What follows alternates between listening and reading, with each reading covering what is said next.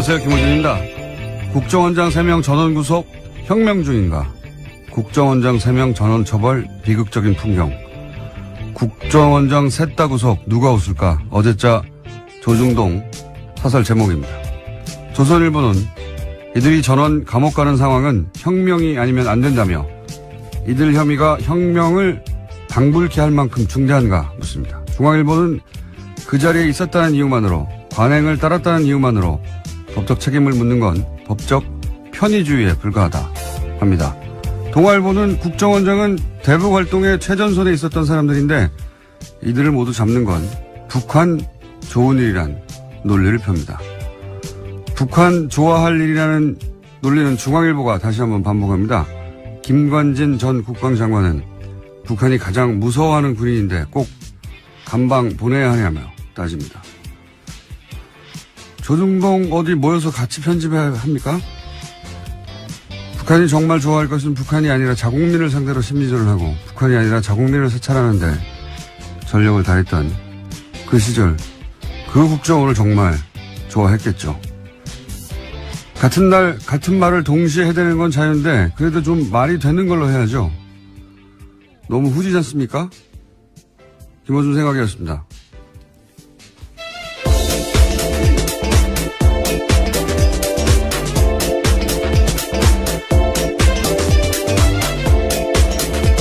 시사인의 김은지입니다. 네. 김관진 전 국방장관이 북한이 김정일이 가장 무서워했던 군인이었다. 이 논리를 동시에 사용하는데 조중동이 빨간펜 선생님이 같은 선생님 같아요. 이분들이. 네, 그런 군한테 댓글 달라고 지시했던 사람들입니다. 네. 오히려 본래의 목적을 약하게 했던 이들인데요. 김정일 마음속에 들어가 봤나요? 네. 어디서는 독심술을 배웠는지. 학원을 좀 소개해 주시면 좋겠습니다.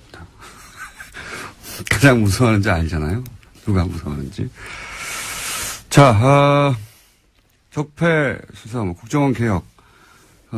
그만하라는 기사가 계속 나와요. 손발이 아주 딱딱 맞고 같은 날.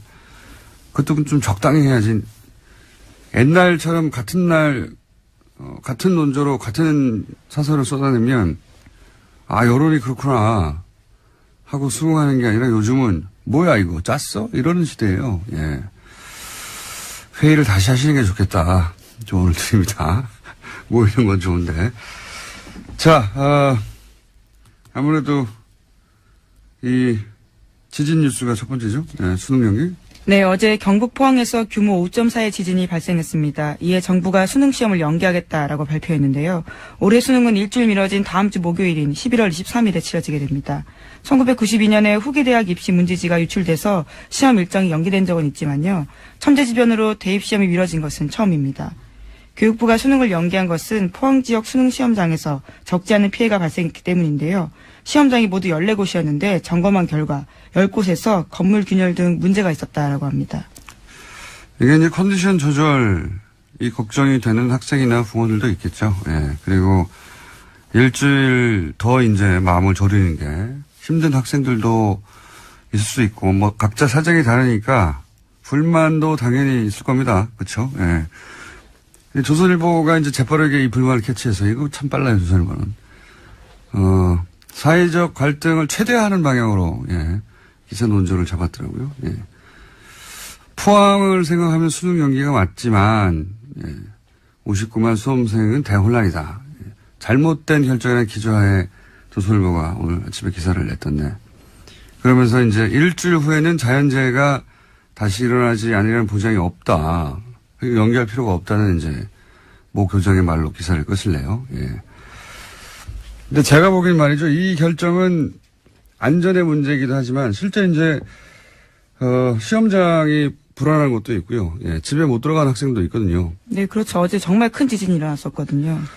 근데 이게 보다 근본적으로는 제가 보기엔 이건 철학의 문제예요. 조선일보 기사에는 이게 없으니까 자꾸 컨디션 얘기만 하고 있고, 그 다음에 일주일 후에 뭐 지진 나지 말란 법 있어? 이런 얘기만 하고 있는데, 여진이 있을 수도 있죠, 실제. 네, 실제로 예. 지난해 9월에 경주에서 바로 다음날 46번이나 여진이 있었다라고 합니다. 근데 이게 이제 안전의 문제에서만 바라볼 일이 아니고 보다 근본적으로는 이건 제가 보기엔 철학의 문제인 것이 포항에서 예를 들어서 오늘 집에 못 들어간 학생들이 있단 말이죠. 포항에서 시험장이 불안한 것도 있고 포항에서 여진이 있을 수도 있어요. 그러면 이 지역 학생들은 자기 잘못이 아닌데 명백히 불평등한 조건에서 시험을 치릅니다.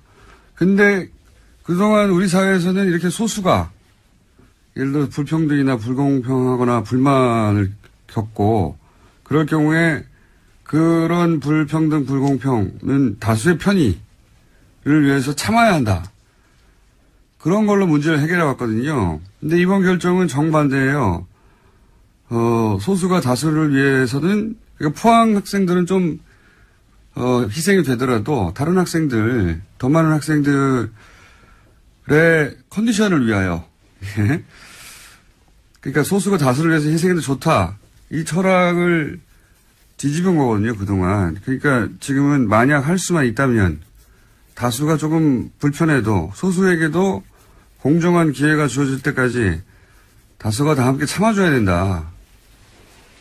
이런 철학이 여기 반영된 겁니다. 사실 그게 굉장히 중요한 거라고 봐요. 이런 식의 결정이 있지 않았거든요. 그러니까 이게 없으니까 컨디션 조절 얘기만 하는 거예요. 예. 시대가 바뀐 겁니다, 사실은. 이런 결정은. 그래서 저는 대단히 중요한 결정이라고 보는데, 예. 그렇게 세상이 바뀌고 있구나. 예. 철학이 그렇게 시대 정신이 바뀌고 있다. 이걸 못 보니까 계속해서 이런 얘기만 하는 겁니다. 그냥 학생들이 뭐 문제지를 던졌다느니 뭐 컨디션이 뭐 대단하다고요. 일주일 있다 조절하면 되죠.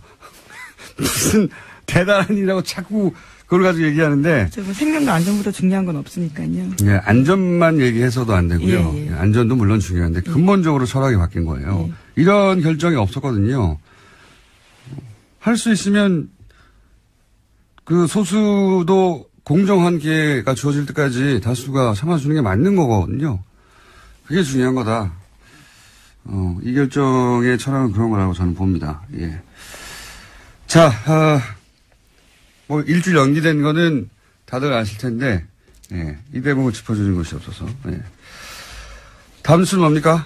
네, 어제 정호성 전 비서관이 유죄 판결을 받았습니다. 박근혜 전 대통령의 지시를 받아서 최순실 씨에게 청와대 문건을 넘겨준 혐의가 인정된 건데요. 1심 재판부는 정 전 비서관에게 징역 1년 6개월의 형을 선고했습니다. 특히 재판부는 정 전 비서관과 박근혜 전 대통령의 공모관계를 인정했습니다. 자, 여기 중요한 대목은 이제 공모관계를 인정했다는 거죠. 예. 네, 그래서 판결문을 박근혜 전 대통령 재판부에 추가 증거로 낼 예정이라고 합니다. 자, 다음 뉴스는요? 네, 박근혜 정부 시절 국정원이 청와대에 상납한 돈이 30억 원 더 있다라는 오늘 아침 뉴시스 보도가 있었습니다. 그러니까 청와대로 들어간 특수활동비 규모가 70억 원에 달한다라는 건데요. 지금까지는 40억 원이 상납됐다라고 검찰 조사 밝혀졌는데 나머지 용처가 확인되지 않은 30억 원이 더 있다라는 겁니다. 이 중에 일부가 국회로 유입됐을 가능성도 거론되고 있습니다.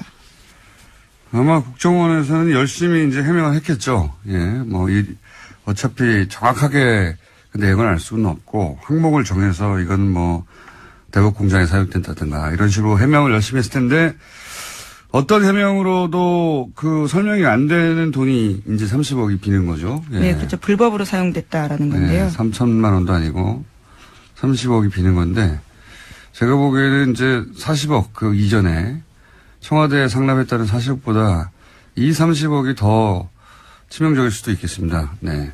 어쨌든 30억이 더 나왔다. 근데 아무도 얘기를 하지 않고 있다. 그래서 네, 조사를 그렇죠. 하려고 한다.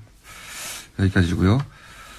이거는 그러니까 뭐 공작에 사용됐다고 하는데 정확하게 어떤 공작인지 모르겠다가 아니라 그런 거 다 빼고 나서 전부를 다 뺐는데도 이건 도대체 설명을 못하는 돈이 나온 거죠. 예. 이 돈이 더 치명적일 수도 있겠습니다. 자, 다음은요.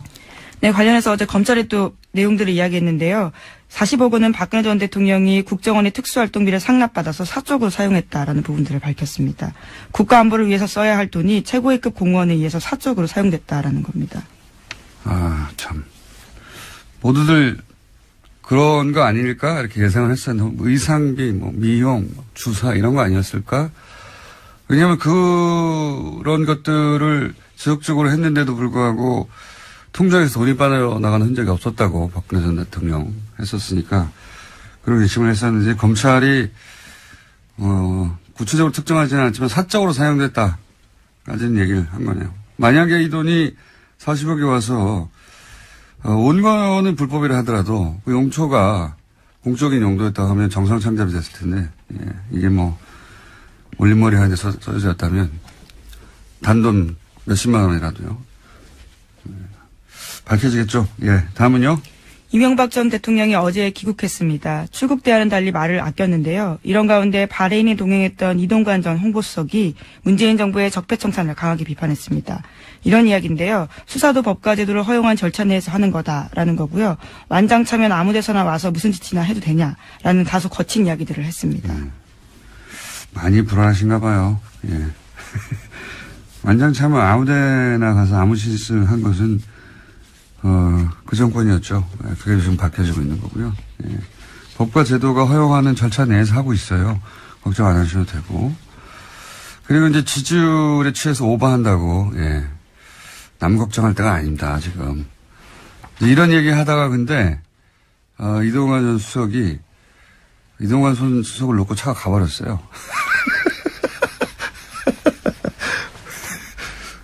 그래서 이걸 SBS에서 이런 짜투리 영상만 모여서, 예, 보도하는 뉴스 있지 않습니까? 스브스 뉴스라고. 예, 저는 사실 8시 뉴스보다 이게 더 재밌던데, 거기에 잡힌 게 있습니다. 네. 그 클립 일부를 저희가 들려드리겠습니다. 여보세요? 아니, 그냥 가버리면 어떡해. 나를 태워 가야지. 어제 같이 귀국을 했었는데 이제 기자들과 함께 이야기를 하다 보니까 차를 놓쳐. 그 기자들이 이제 이동관 수석이 이런 말 하고 있으니까 계속 카메라 들이대고 마이크 들이댔잖아요. 예, 물어보고 싶은 게 많으니까요. 막 쫓아가서 그런 사이에 차가 가버린 거예요. 버릴만 냅두고. 그래서 이동관 수석이 전화하는 장면입니다. 아니 날 두고 가면 어떡해 이렇게. 전체를 보면 더 재밌는데요. 예, 굉장히 재밌는 장면이었습니다. 자, 본인들을 걱정할 때다. 네. 5년 후 보자, 뭐 이런 얘기도 있던데, 예, 5년 후 말고 5주 후 본인들을 걱정할 때다. 다음 순요? 네, 현재 국정원은 이건희 삼성전자 회장의 차명 계좌와 관련한 후속 조치를 진행 중입니다. 그런데 국세청이 2007년 이후에 발생한 관련 부당소득에 대해서만 과세 조치가 가능하다라는 판단을 내렸다는 주장이 나왔는데요. 더불어민주당의 박용진 의원의 이야기입니다. 그래서 국세청이 관련해서 기획재정부에 유권 해석을 요청했다라는 겁니다. 이건 말이죠.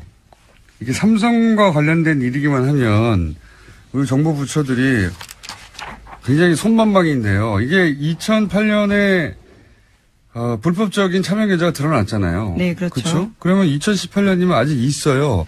그때 밝혀진 차명 계좌 전체에 대해서 과세를 해야 되는데 국세청 얘기는 뭐냐면 이제 이 제척기간, 소위 이제 부정행위가 입증된 제척기간 해가지고 2007년 혹은 2008년의 계좌에 들어있던 금액만 하겠다는 거예요. 근데 그때 이미 돈이 다 빠져나갔거든요. 그러면 뭐 과세할 게 없는 거예요. 이게 말이 안 되는 건데, 만약에 저나 박원지 기자가 네, 김은지입니다. 그리고 박용진 의원이고요. 네, 두 분을 합쳐놓으신 건가요? 그러네요. 김은지 기자가 10년 전에 불법행위가 들켰다. 네, 안 했습니다. 그러면 그 행위 들켰을 때 들킨 돈 전체에 대해서 과세를 해야죠. 네, 그렇죠. 이 회장 같은 경우에는 차명계좌 개설이 1980년대부터 이뤄졌다라고 하는데요. 그런 것들을 고려하면 상당 금액의 소득이 과세 범위를 벗어나게 된다라는 겁니다. 과세할 게 없어지는 거예요. 네, 깡통계좌 과세. 이러면 안 됩니다. 네, 이러면 안 되도록 뉴스공장에서 계속. 네, 김은지입니다. 아니, 뉴스공장에서요. 계속 저희가 주목하고 있겠습니다. 자, 하나 정도 더 하면 끝내야 될 것 같습니다. 오늘 리얼미터가 있어가지고요. 네, 시진핑 중국 주석의 특사가 내일 북한을 방문합니다. 중국 고위급 방북은 1년 9개월 만인데요. 이번은 방북을 통해서 북중 관계가 개선될지 관심이 쏠리고 있습니다. 그리고 저 뉴스도 또 나왔어요. 트럼프 핵버튼 네, 그렇죠. 제안하려고 하는. 예, 청문회가 지금 열리고 있는데요. 열렸습니다. 14일, 현지 시각으로 14일인데 미국 상원외교위원회가 관련한 청문회를 열었습니다. 미 의회가 대통령의 핵공격 명령 권한을 견제하는 청문회를 연 건요. 41년 만입니다. 자, 이제 뉴스공장에서 트럼프 미친 건가 아닌가, 미친 건가 미친 척 하는 건가 이런 이야기를 몇 주 전부터 했는데, 예. 트럼프가 미친 거 아닌가라는 말을 여기서 미쳤다는 말은 사실 이런 이런 표현이죠. 정상적으로 해법들을 맡겨도 되는가. 그렇게 정신건강이 건강한가. 정신건강에 문제 없나. 이런 질문인데 이게 이제 저희가 하는 게 아니에요.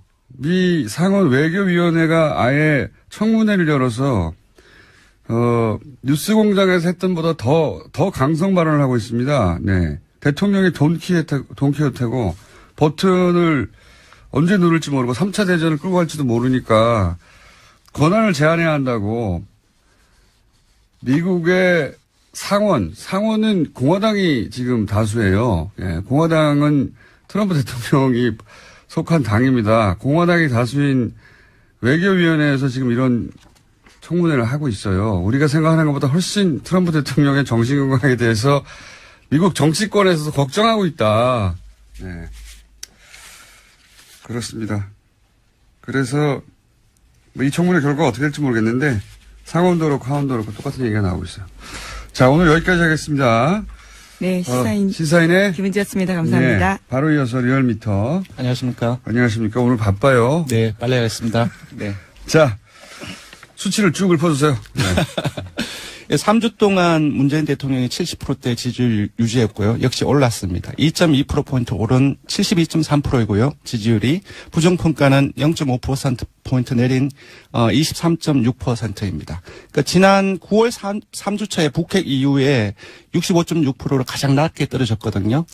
예, 그래서 한 7% 정도 그 이후에 회복이 되었습니다. 그래서 지금 이제 원인으로 보자고 한다면은 유엔 연설이 조금 이전에 있었지 않습니까? 그 이후에 계속 한중 관계 회복이라든지 그런 부분들이 가장 큰 요인이 아닌가 싶고요. 그리고 이제 사회경제적 배경으로는 적폐청산, 그러니까 국정원 특활비 상납 의혹 이것이 워낙 컸고요.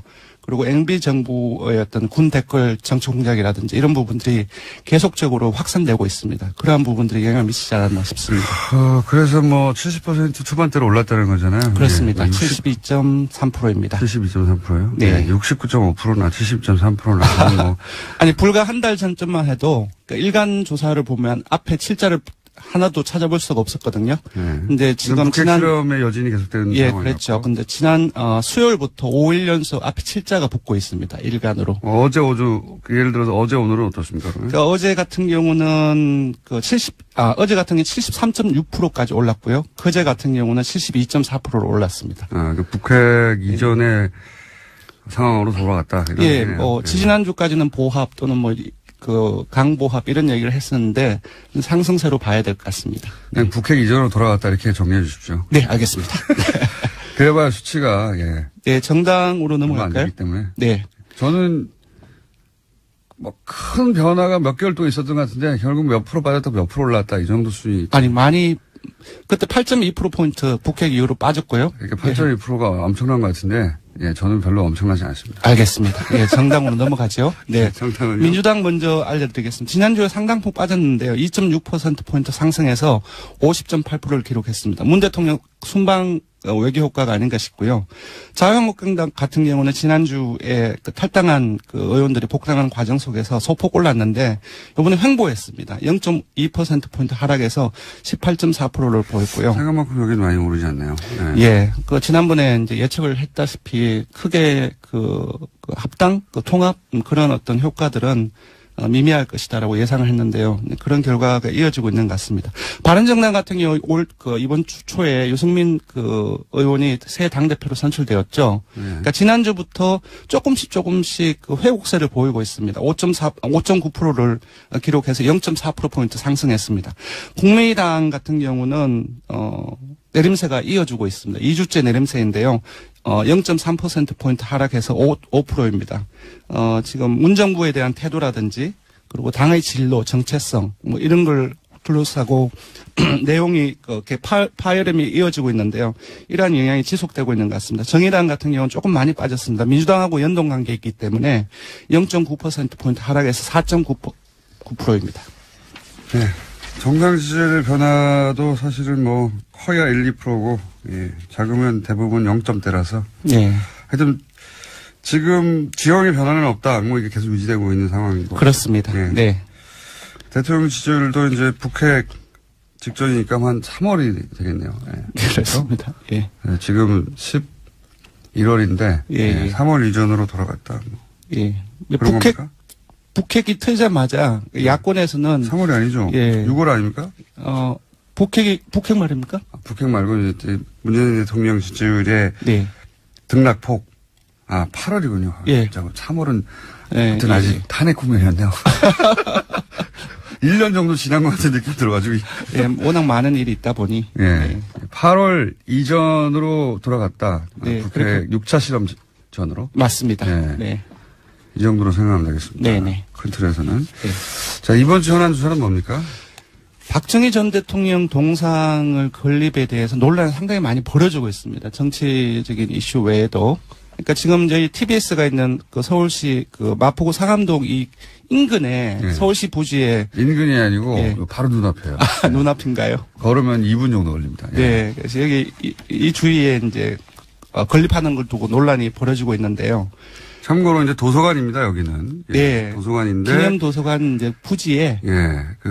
굉장히 크죠, 사실은. 네, 동상이 5m든가요? 예. 상당히 크고 이제 문제가 되는 거는 서울시 소유의 부지라는 겁니다. 예. 서울시 네. 소지의, 소유에 오늘 바람이 이렇게 많이 새죠. 안 그래도 산이 오늘 특히 새네요. 예. 그래서 거기서 이제 위원회를 구성해서 설치할 건지 말 건지를 위원회에서 결정해야 한다고 해요. 예. 네. 그런데 이제 그 이전에 설치할까봐 또 네. 우려했던 분들도 있고 또는 당연히 설치해야 된다는 분들도 있죠. 예. 그래서 그 여론조사를 한번 해봤다 이거죠? 네, 예. 그렇습니다. 결과는 반대가 대다수로 나타났습니다. 66.5%가 나왔고요. 예, 그러니까 3명 중 2명은 반대하고요. 찬성은 3.1%가 찬성을 했습니다. 재밌는 거는 작년이죠. 작년 12월 말에 저희들이 리얼미터가 역대 대통령 국가 기여도 조사를 했어요. 예.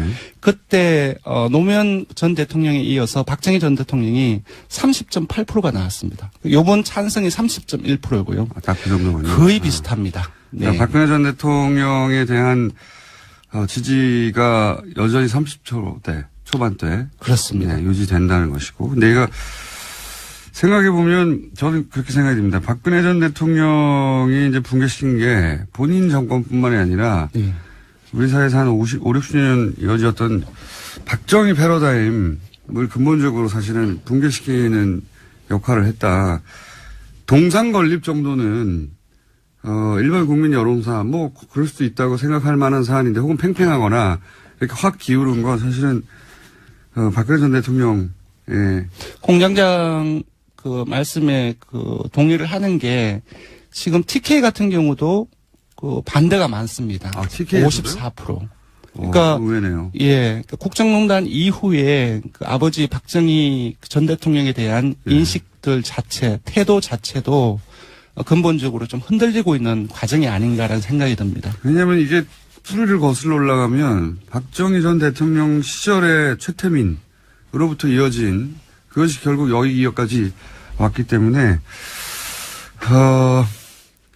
사실은 이미 사망한 분의 그리고 이 신화는 사실은 무너뜨리기 굉장히 힘든 건데 그렇습니다. 의식체계에 들어가 있는 거라 그게 그렇게 됐네요. 그래서 TK에서도 오히려 반대가 높다. 예, TK 의외네요. 60대 어르신들 보수층을 제외하고는 거의 대부분이 반대가 높습니다.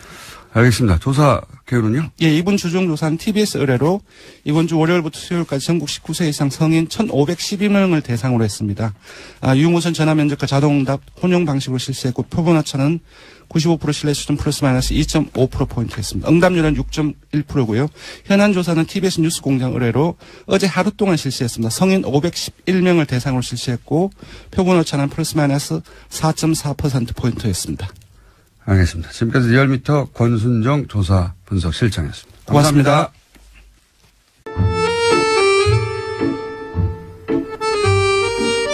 항상 말도 많고 탈도 많고 정상적으로 끝나는 적이 없는 내부자들. 더불어민주당의 안민석 의원 나오셨습니다. 안녕하십니까. 네. 수도권 내리사선 안민석 의원입니다. 자유한국당의 김성태 의원님 나오셨습니다. 예, 이제는 저희가 야당입니다. 그런 지 오래됐습니다. 이미. 예, 서울 김성태 의원. 야당은 워낙 팍팍 터트리는 것인데. 예. 안민석 의원님. 네. 나 김어준 공장장한테 이거는 정말 노파심에서 방송 서두에 한 말씀 드리겠습니다.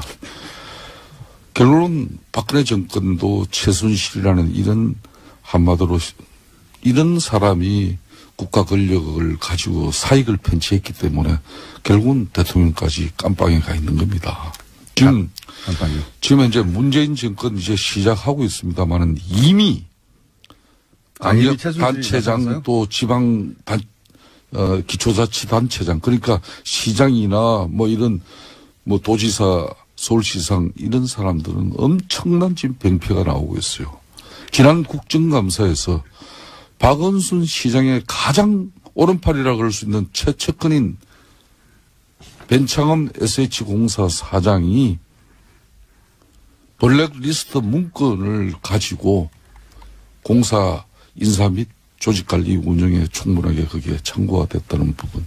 제가 그 문건을 이번 국정감사에서 공개해서 결국은 그 사장이 이제 옷을 벗게 됐어요. 오늘은 박원순 때리기입니까? 예. 저는 왜 이야기하는 거면은 박원순 시장 희하에도 블랙리스트는 나오고 또 성남시장 이재명 시장이 성남시에 그러니까 저소득 취약계층, 사회적 이런 취약 약자 그룹들의 부채 탕감, 이 부채 탕감을 위한 채권 매입을 목적으로 만든 공익시민단체가 있습니다. 희망살림이라는 이 단체가 있는데 어떻게 이 단체가 대한민국 최대 포털 사이트인 네이버로부터 무려 네이버 본사가 성남에 있고요. 그렇죠. 그건 아시죠? 2년에 걸쳐서 네이버로부터 40억을 이 희망살림이라는 바로 이 시민 공익단체가 네이버로부터 돈을 받아요. 이거 지난주에 말씀하셨던 이야기 게 아니에요? 들어봤어요. 이제 안민석 의원께서도.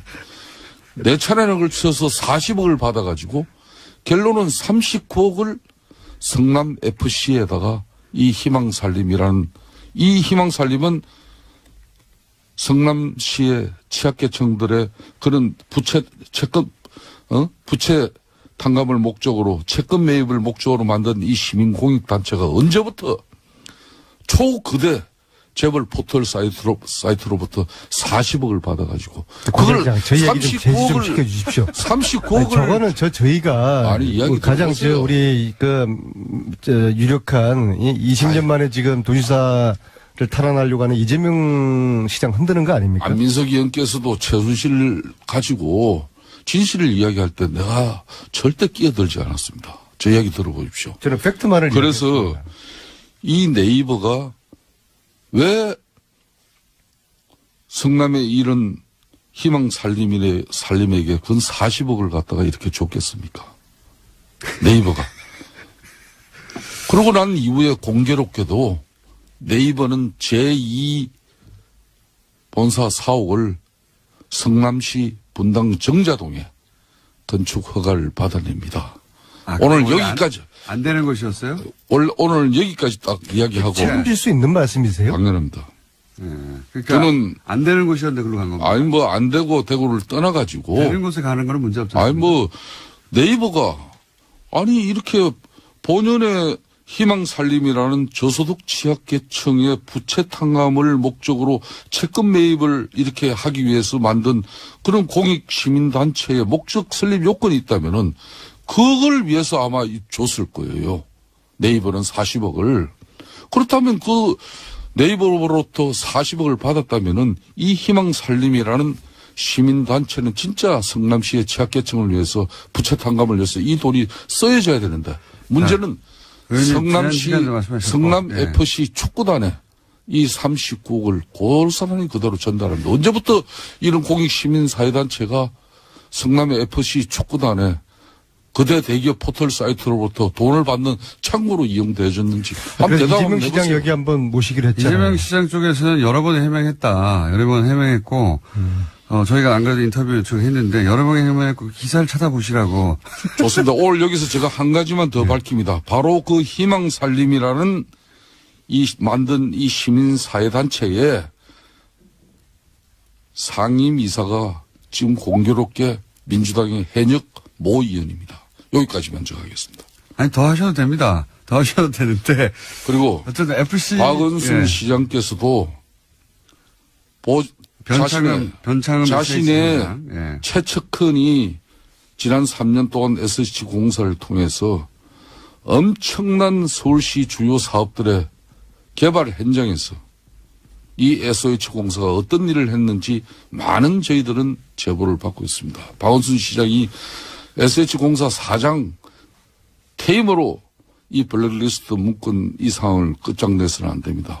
반드시 본인도 그에 상응한 김 대표님은 네.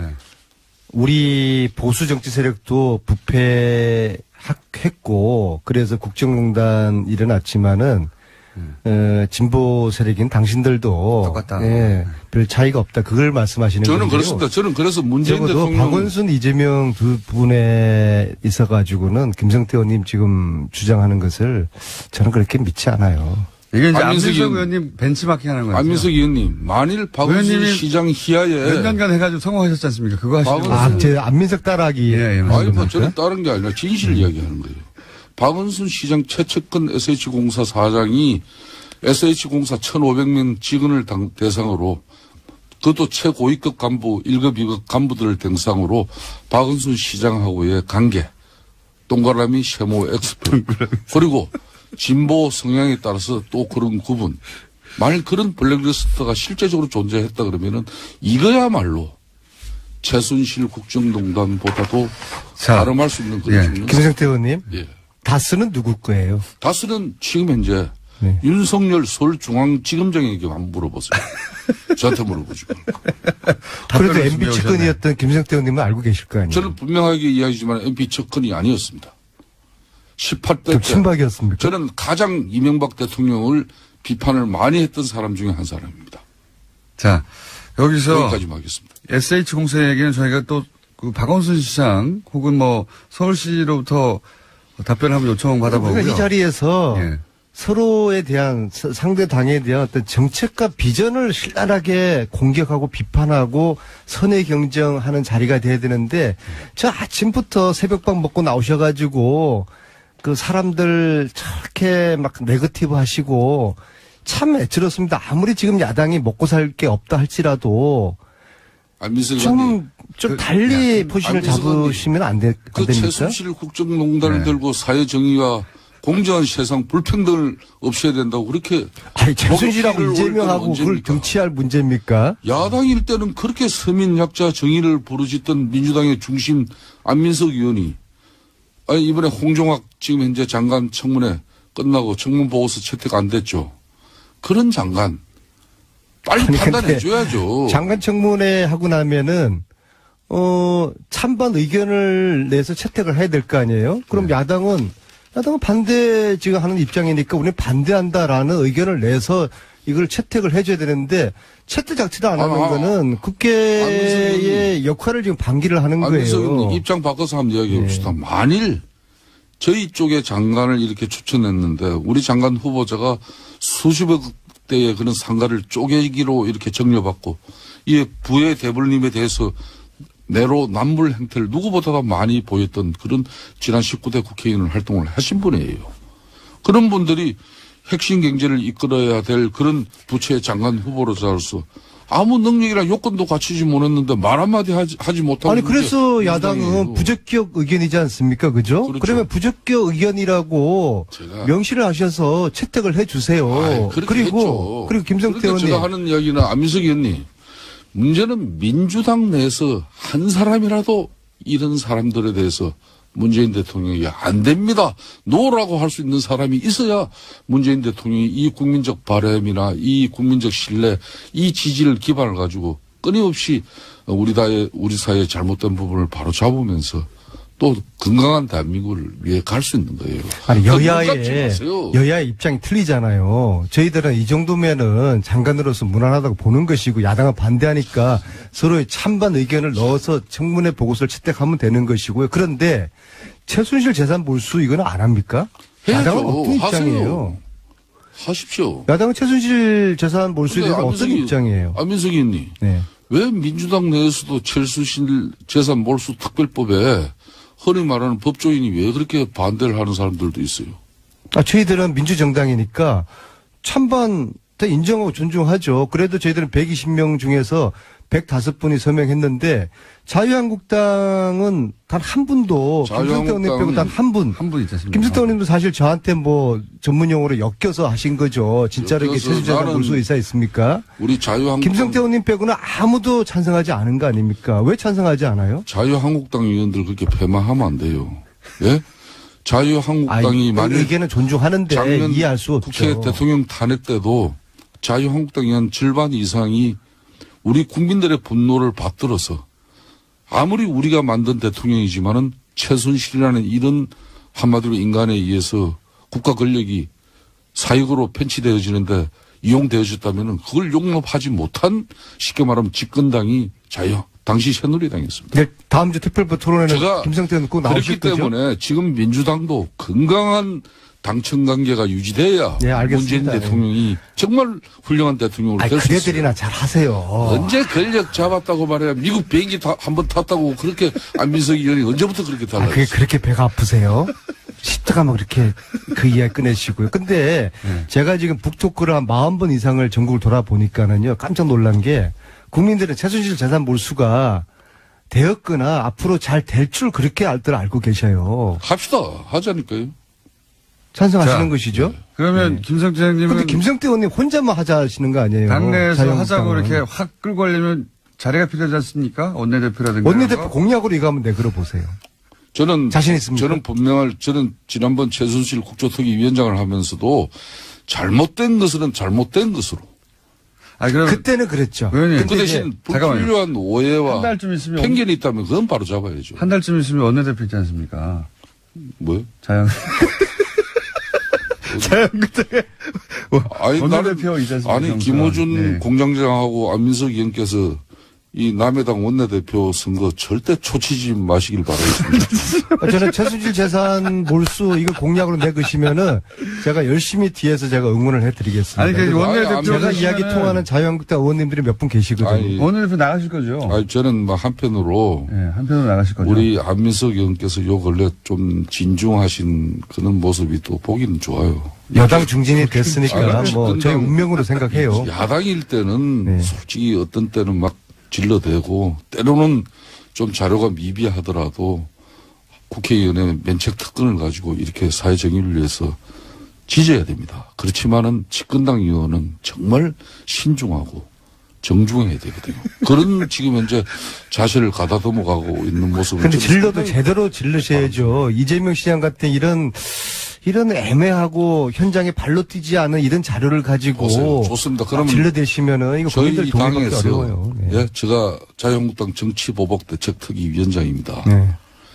저는 최순실 국조특위위원장 할 때도 당시 대통령 국가권력 우리 집권 등에 많은 동료 의원들이 있었지만은 국민들 눈높이에 맞춰야 된다는 게 저는 저 소신이었어요. 그렇기 때문에 이재명 시장과 박원순 시장도 잘못한 게 있다면 올바르게 국민들한테 평가받을 수 있도록 우리가 알려야죠. 이렇게 그 하시면 역할 되겠네요. 제가 하겠습니다. 오늘 42번째 안민석의 수원 북토크에 김성태 의원님이 깜짝 출연하시는 겁니다. 그래서 자유한국당에서도 최순실 재산 몰수 이거 함께 추진하겠다. 그러니까 내가 개인- 앞장서겠다. 제가 궁금한 건 그렇게 개인으로서 한번 오늘 오시죠. 수원에. 개인으로서는 이미 이제 그 법안 이름을 올리셨으니까 제가 궁금한 건 자유한국당의 이제 다른 의원들도 환수법에 동참하자고 하려면은 의원님한테 힘이 필요한데 원내대표 곧 있으니까 여기 나가시냐 이거죠. 나가셔서 저는 원내대표 조만간에 저에 대한 출마에 대한 입장을 나가시는군요. 나가시면 말씀하시나 보구나. 나가시면 만약 원내대표 되면 이 재산 환수법 관련해 가지고 안민석 의원께서 예.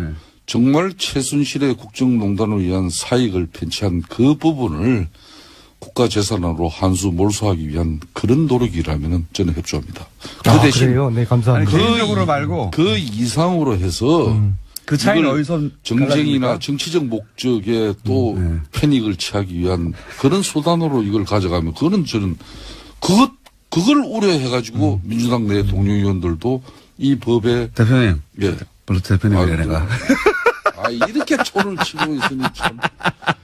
아니 원내대표가 실제로 상대는 누구예요? 상대가? 가장 유력한 상대. 잠깐만 하나만 약속받고 실제 만약에 원내대표 출마하시고 원내대표가 되시면 최순실 재산 환수법에 다른 자유한국당 의원들도 참여하도록 만들겠다. 저는 아직까지 아무런 위치에 있지도 않는 사람입니다. 만약에 된다면요. 근데 네. 된다면 저는 아직 출마의 입장도 공식적으로 표명하지 출마하신다면 그렇기 때문에 저는 지켜보십시오. 사람이라는 것은 지금까지 살아온 저의 삶이나 족적을 가지고 그러면 평가를 전제를 달고 출마하시고 당선되시면 이거는 하시는 걸로 그럼 같이. 그런 제가 김원중 공장장한테 강요받지 않아도 네. 우리 국민들의 다 알아서. 분노와 예? 네.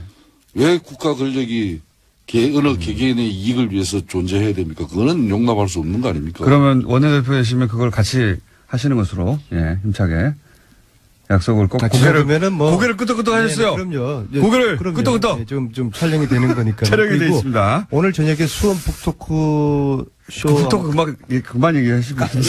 책 팔아서 빨리 독일 한번 또 갔다 와야 되는데요. 제가 정중하게 제가 초대할게요. 상대편 원내대표. 안민석 의원께서 후보. 북토크 정말 고생하시면서 잘 하시는데 아무리 같은 동료 의원을 하루 전에라도 일정을 말씀해 주셔야지. 저도 지금 바쁩니다. 예? 본인만 바쁜 게 아니고. 예? 원내대표 라이벌은 누굽니까? 홍문정 의원인가요? 그거는 언론 기사를 보셔가지고 다 잘 하실 거 아닙니까? 저는 적어도 그러니까 여야를 불문하고서. 예. 원내대표 되셔도 나오시는 거죠, 여기? 몇 번 이 방송이 예.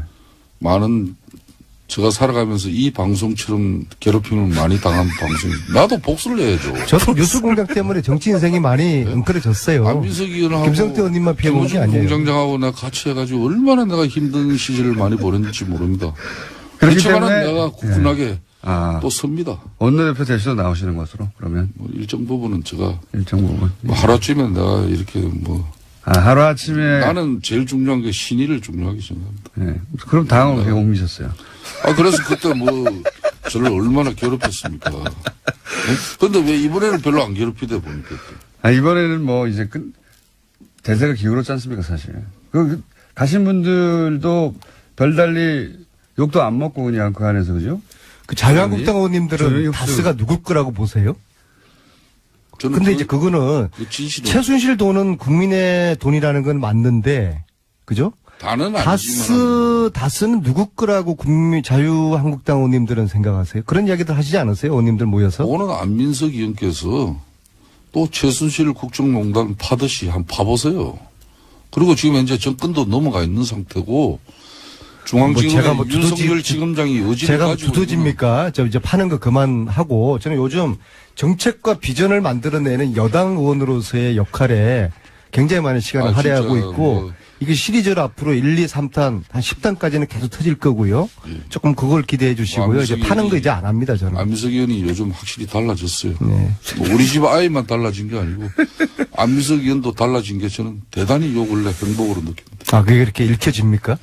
달라졌어요. 집권당은 그리고 제가요. 두 분의 야당은 좀 더 화력을 좀 더 강하게 준비하시고 쏠 때는 국민들이 깜짝 놀랄 만한 신뢰 있는 데이터를 가지고 하셔야 됩니다. 당연하죠. 안민석 의원 절대 야당 탄압하는 데 앞장서지 마세요. 아직도 여당으로 착각하시는 것 같아요. 제가 오늘 이 자리에서 한 가지만 마지막으로 밝히겠습니다. 국정원의 특수활동비는 어떤 경우도 잘못 쓰여져서는 안 되겠죠. 혹시 국회의원들이 저걸 받은 사람이 있을까요? 써줘야 되는 거고 만일 이 부분이 국정원의 특수활동비로 민주당의 모 인사들이 의원들이 만일 연루가 되어 있다면은 이건 대단한 민주당이 아마 치명적인 상황이 될 수도 그게 무슨 있다는 걸 분명히 저희 당에 국정원의 특수활동비를 받은 의원이 있다고 보세요? 그 말씀하시는 거예요? 굉장히 위험한 말씀이신데요. 저는 그냥 막 지르는 거 아니세요? 지금이라도 국정원의 특수활동비로부터 DJ 노무현 정권 또 박근혜 정권에서도 정말 우리는 당당하다. 이렇게 소신 있게 이야기할 수 있어야 된다는 거예요. 이런 건 여야가 따로 없는 것이죠. 만일 거기에서 누구라도 국정원 원장에게 출판 기념회에서 책값 받았다면은 그건 어떻게 되겠습니까? 그리고 국정원으로부터 뭐 공식 일정 간다고 해서 저게? 그러니까 장도금 MB처럼 지금 받았다면 이렇게 어떻게 되겠습니까? 협박하시는 거예요. 우리도 뭐 하나 지고 있다. MB가 지금 하는 수법 아니겠습니까? 끝나갈 때가 돼서 네? 잠깐 사실관계를 정리하면 SH공사 사장은 사임한 게 아니라 임기가 종료된 겁니다. 네. 자, 임기 종료지만은 연임을 눈앞에 두고 있었습니다. 여기까지만 하겠습니다. 안민석, 김성태 의원이었습니다. 네, 감사합니다.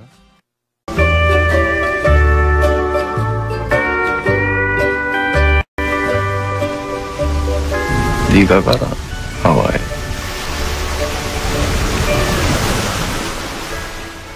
자, 이 코너명 계속해서 문자로 오고 있습니다. 그 중에서 지난주에는 박지원의 꿀렁꿀렁 임시로 1위 하고 있었는데 꿀렁꿀렁이 좋은 것 같아.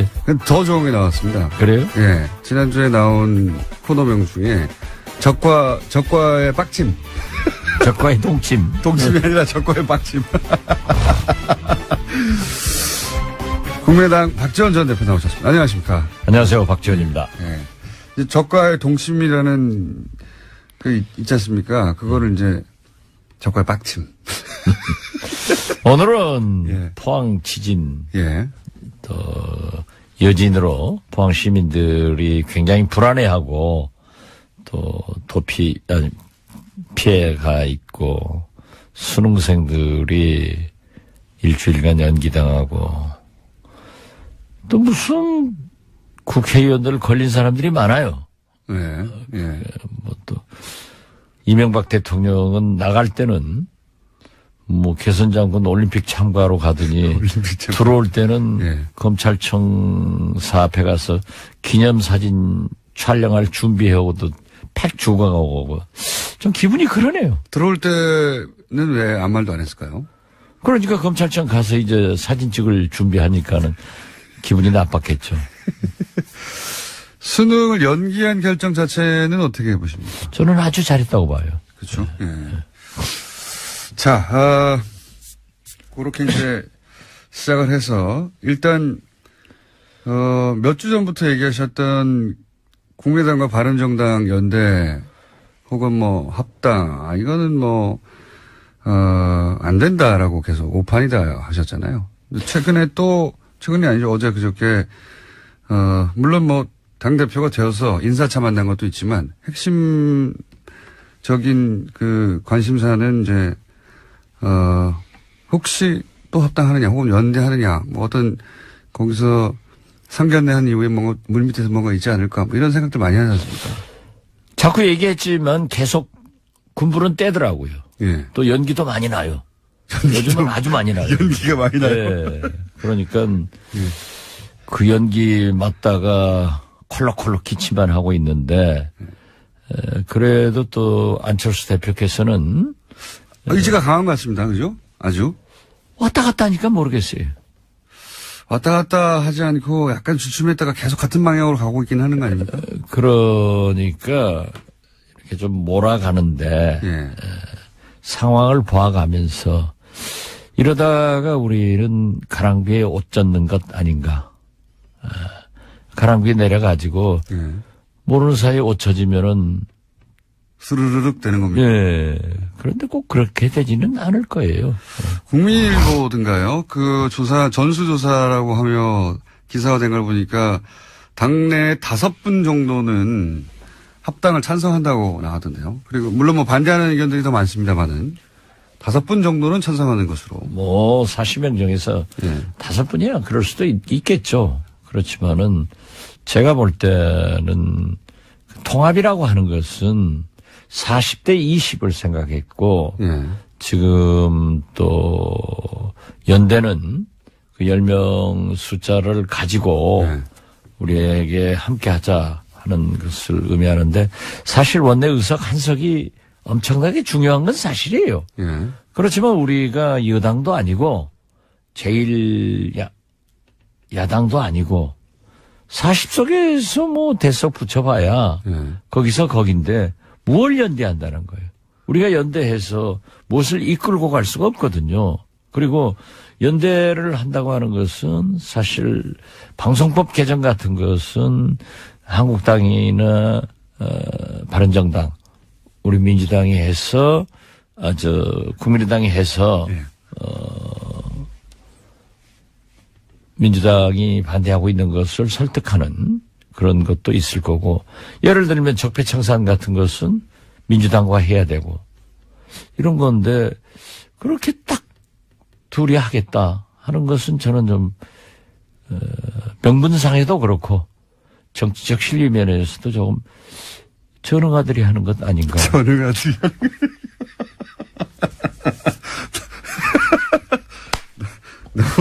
너무 센 발언을 하셨는데. 그렇잖아요. 전응아들이 하는 거. 정치는 명분과 실리가 있어야 되는데, 예. 뭐가 있어요? 명분이 있어요? 실리가 있어요? 둘 다 없다고 보시는 거죠. 네, 그렇죠. 그러면 왜 그렇게까지 밀어붙이는 걸까요? 지금 어쨌든 반대의 목소리가 나오니까 약간 주춤했다가 계속 한 방향으로 가는 것만은 분명히 보입니다. 안철수 대표 입장에서는. 저도 그렇게 보고 있어요. 예. 그러기 때문에. 왜 그렇게까지 하는 걸까요? 저하고는 요즘 일체 예. 며칠간 대화가 없고, 아, 그래요? 심지어 그 밑에 측근들도 전혀 연락이 없던데. 대표님은 다른 정당에 있는 분들하고도 다 통화하시잖아요. 근데 같은 당의 대표하고 지금 약간 멀어지셨어요. 그래도 우리 당 대표하고 통화를 제일 많이 했는데 요즘 안 해요. 그래요? 예. 전화가 안 옵니까? 예. 저도 할 일이 없고. 아, 그래서 서로, 아무튼 서로 저는 그래요. 소원해지셨군요. 지금 바른정당이 예. 11석이 남았는데 어제 보도도 보면은 대석은 서로 더 갈 수도 한국당으로 있다. 간다. 예. 6명 내지 3명이에요. 그랬을 때 뭐가 필요한가? 한 7, 8. 이르 선호가 있는데 예. 그럴 바에는 차라리 이 적폐청산 같은 것에 좀 강하게 드라이브를 하고 사실 유승민 대표가 MB는 특별히 아직 나타난 게 없다 하는 두둔하는 발언을 보고 깜짝 놀랐어요. 제가 볼 때는 MB는 저는 박근혜보다 더 나쁜 사람이라고 생각합니다. 그렇게 생각하시는 이유는 뭡니까? 박근혜 대통령은 최순실이라는 요물을 만나가지고 농단당했는데 예. 어떤 의미에서 보면은 그분의 성장 배경이나 예. 생활 이런 것으로 보아서 좀 사람 잘못 만나서 속았구나 하는 일말의 동정도 있는데 MB는 모든 걸 같이 하면서 심지어 이거 보십시오. 본인이 주도했다. 제일 중요한 것은 우리나라가 군이 정치에 개입해가지고 박정희 대통령 때부터 수십 년간 군사 독재를 하던 것을 YS 대통령께서 하나이를 척결하면서 처음으로 군이 정치에 개입하지 않아서 얼마나 존경을 받았습니까? 그런데 그 군을 갖다가 정치에 개입시킨 이건 진짜 천인공노할 일이고 역사를 얼마나 후퇴시킨 대통령이에요. 그런가 하면은 갖가지 비리, 의혹. 예. 예, 뭐 댓글 많잖아요. 이런 걸 보면은 나는 좀 간교한 분이다. 그리고 거기다 저한테까지만 하더라도 저축은행 없는 거 씌워가지고 미우니까 제가 자꾸 MB 조지니까 감옥 놀려고 했단 말이에요. 그런데 어제 참 재밌는 기사를 봤어요. 오문철이라고 예. 저축은행 저라에게 3천만 원 줬다는. 예. 그래서 저는 무죄가 됐지만은 예. 이 세금 제일 많이 안 낸 사람 리스트 일본으로 올라갔더라고요. 전두환 대통령 기록을 깼어요. 지방세 체납왕. 예. 예. 혹시 지방세 체납 한 거 있어요? 뭐 한두 달 하는 게 있을 수도 있죠. 기록 찾아보면 있겠죠. 예. 근데 뭐 그럼 우리 공장장도 거기 올라가야겠네요. 저는 그런 게 없으니까 예. 정확한 이름을 알 필요가 없어요. 104억 체납했다고. 예. 자, 그런데 그렇게 유승민 대표가 옹호할 때 오히려 공격해야 되는데 같이 적폐청산을 이렇게 힘을 주지 않고 오히려 이렇게 자꾸 연대 쪽으로 관심을 가진 이유가 정말 중요한 이유가 뭘까요? 반대하는 분들 더 많지 않습니까? 당내에도. 글쎄요, 그런 것은 아직 뭐 저는 이런 것 아닌가 하고 생각하지만은 우리가 오는 21일 끝장 토론을 하기로 했으니까 거기에서 모든 것을 얘기해야지 또 여기 이 불법 방송에서 얘기하면은 합법 발언도 의심되기 때문에 이런 거 아닙니까? 혹시 제가 보기에는 이런 걸까라고 생각되는 게 뭐냐면 당내 반대가 있다는 건 명백한 것이고요. 이미 많은 의원들 대표님 포함하여 많은 의원들이 그거 안 된다. 정체성도 다르고 실익도 없고 명분도 없다는 얘기를 많이 하셨는데 그러면 나갈 테면 나가라. 그렇게. 나갈 테면 나가라. 그렇다고 해서 딱히 나갈 것도 없지 않느냐는 자신감 하나. 혹은 실제 나간다 하더라도 그 나간 부분은 바른정당에 이제 잔류하시는 분들이 들어와서 메꾸고 그래서 당을 조금 보수한 다음에 자유한국당에서 아마도 틀림없이 온전히 계속 다음 대선까지 가지 못할 것이다. 그럼 거기서도 또 사람이 좀 나와서 우리가 양극단의 세력이 아니라 중도다 하는 틀을 만들기 위해서 이제 밑작업을 시작한 것이다. 이렇게 큰 그림에서 보면 그런 거 아닐까요? 제가 볼 때는 부분적으로 맞는 부분도 있는데 공장장 실력이 그 정도 가지고는 분석이 안 되고 제 분석은 명확해요. 어떻게 되는 겁니까? 나갈 테면 나가봐라. 그거 있고요. 너희들이 어디로 가겠느냐. 그런데 그걸 믿었다가 그렇게 얘기했다는 큰 코 다칩니다. 그래요? 그렇다는 얘기는 나갈 수도 있다는 거네요? 그렇게 그 지능이 좀 공장장 정도 되면은 자꾸 그렇게 물는데 또 재지능 정도 되면은 항상 여백을 남겨두는 거예요. 한번 생각해 보라고. 정치자들이 그걸 생각해야 계속 듣는 거예요. 네, 알겠습니다. 나가실 수도 있고. 이 정책 연합에 대해서는 나는 그 반대는 하지 않습니다. 그렇지만은 무엇이 우선순위냐 이거예요. 이 시대에. 이 시대의 우선순위는 적폐청산과 개혁에 있어요. 그런다고 하면은 이명박 박근혜 적폐청산이나 국정원 이런 문제에 대해서는 민주당과 연합이 돼야 되고 방송법 개정은 민주당이 약속하고 냈던 것을 안 하기 때문에 한국당과도 연합할 수 있다. 케이스 바이 케이스로 연합할 수 있는데. 그렇기 때문에 이것은 그렇게 강조할 필요성이 없는 거다. 당연히 해야 하는 일이다. 정책연대는. 그런데 제가 세 번째로 유승민 대표가 과거에 햇볕 정책, 그 탈호남 이런 얘기를 하다가 많이 변했더라고요. 그 변한 것은 좋은 의미로 변하면 좋은 거예요. 그럼 유연해졌다? 유연해진 건 사실이에요. 그런데 그게 감춰진 발톱이 보일 수도 있다. 그렇기 때문에 우리도 그렇게 믿어서는 안 되는데 아무튼 유연해진 것은 좋다고 저는 받아들이고요. 그런데 중도 보수를 얘기를 했어요. 중도 보수. 그러면서 1차적으로 국민의당, 다음 한국당과 한다. 하는 것을 1차적으로 바른정당, 그다음에 다음 한국당. 아니요. 유승민 대표도 1차적으로는 국민의당, 유승민 대표도 2차적으로는 한국당, 그래서 보수 대연합을 한다. 여기에 이명박 대통령도 외국으로 나가면서 통합하라라고. 통합하라. 이런 걸 보면은 일련의 보수 대연합의 한 방법으로 우리 국민의당이 끌려 들어가지 않느냐. 그런 우려가 있죠. 그런데 그러니까 현재 우리 국민의당 의원들한테 너희 나갈 데가 있느냐? 나가려면 나가봐라. 이러지만은 우리는 우리의 정체성을 이렇게 짓밟고 간다고 하면은 나갈 데가 있어요. 나갈 데가 있습니까? 정의당으로 가십니까 혹시? 아니 우리끼리 하는 거지 뭐. 우리끼리 하는 거지.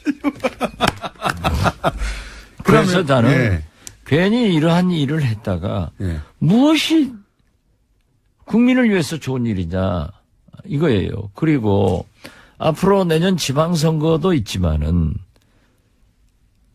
총선도 있고 내년 지방선거 3년 있으면 총선 4년 있으면 대통령 선거가 줄줄이 우리나라 선거가 이어지고 있잖아요. 이런 때 보수 대연합으로 다시 뭉쳐진다고 하면은 또 진보 개혁 세력들은 분열된다고 하면은 4년 후 대통령 선거에 또 다른 박근혜가 당선 안 된다고 누가 봐요?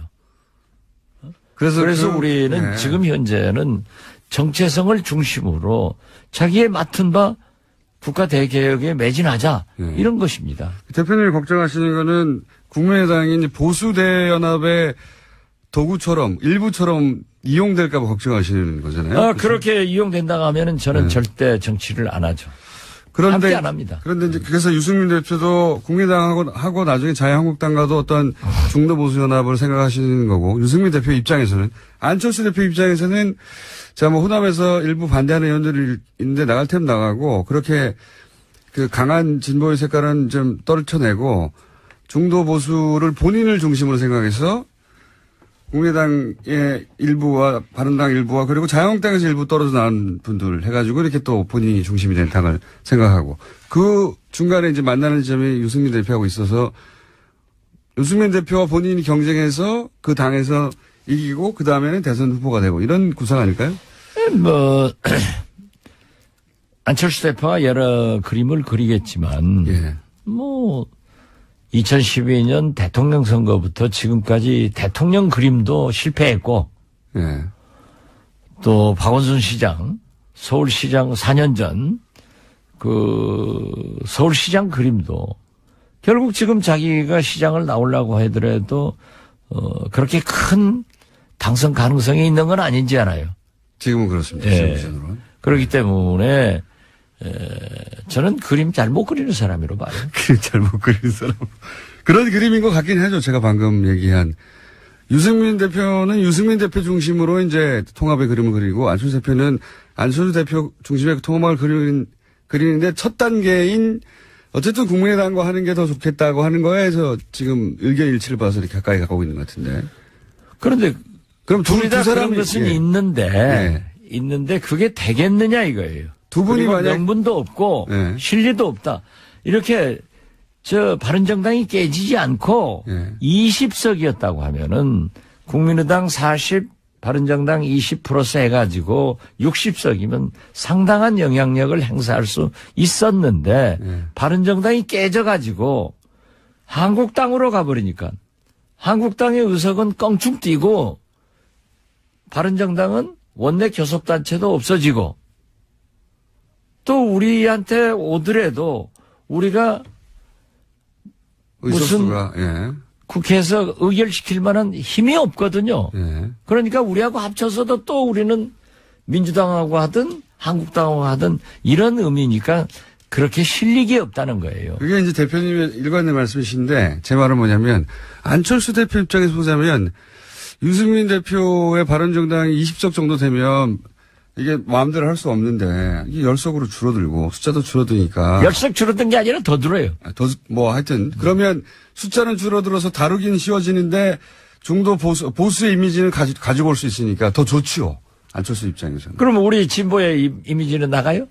그렇게 해서 나가더라도 이 보수 쪽으로 좀 옮겨가야 되겠다 이런 그런 생각은 하실 수 있겠지만 저는 그것이 안철수 대표가 성공할 수 있는 길이 아니다. 길이 아니다. 네. 그래서 이렇게 지금 20일 날 대토론회 하면 결론이 어떻게 날까요? 개판될 것 같아요.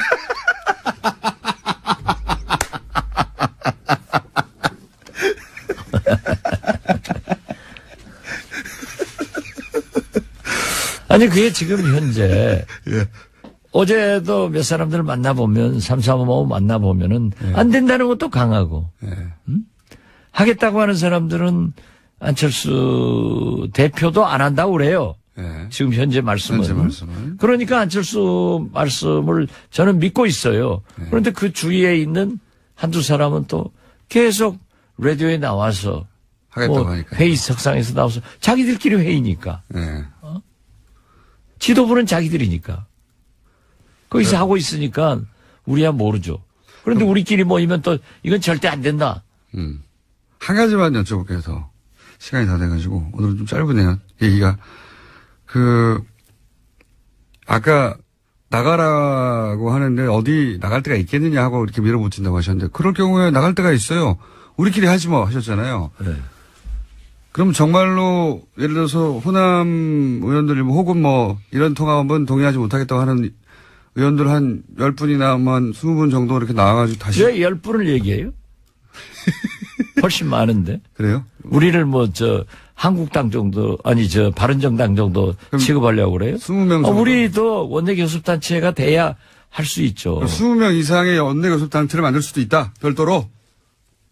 그런 작전을 지금 짜고 계신 눈빛이 반짝반짝 하시는데. 이건 지금 라디오니까 눈빛 안 나가요.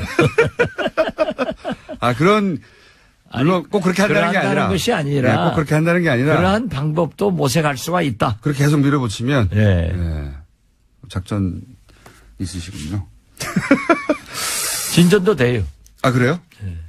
그런 이야기가 진전되고 있다. 이렇게 하느니 차라리 우리끼리 나와가지고 원내교섭단 딱 해가지고 하자. 예. 어정쩡하게 이게 뭐냐. 이런 진전도 있다. 중요한 비밀을 말씀해 주셨습니다. 비밀이 아니라 실제지 뭐. 알겠습니다.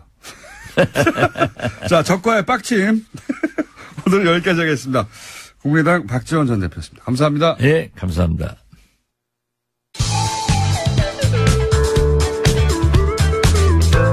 뻔한 시사는 아무 데서나 들을 수 있습니다. 다른 뉴스, 김어준의 뉴스 공장.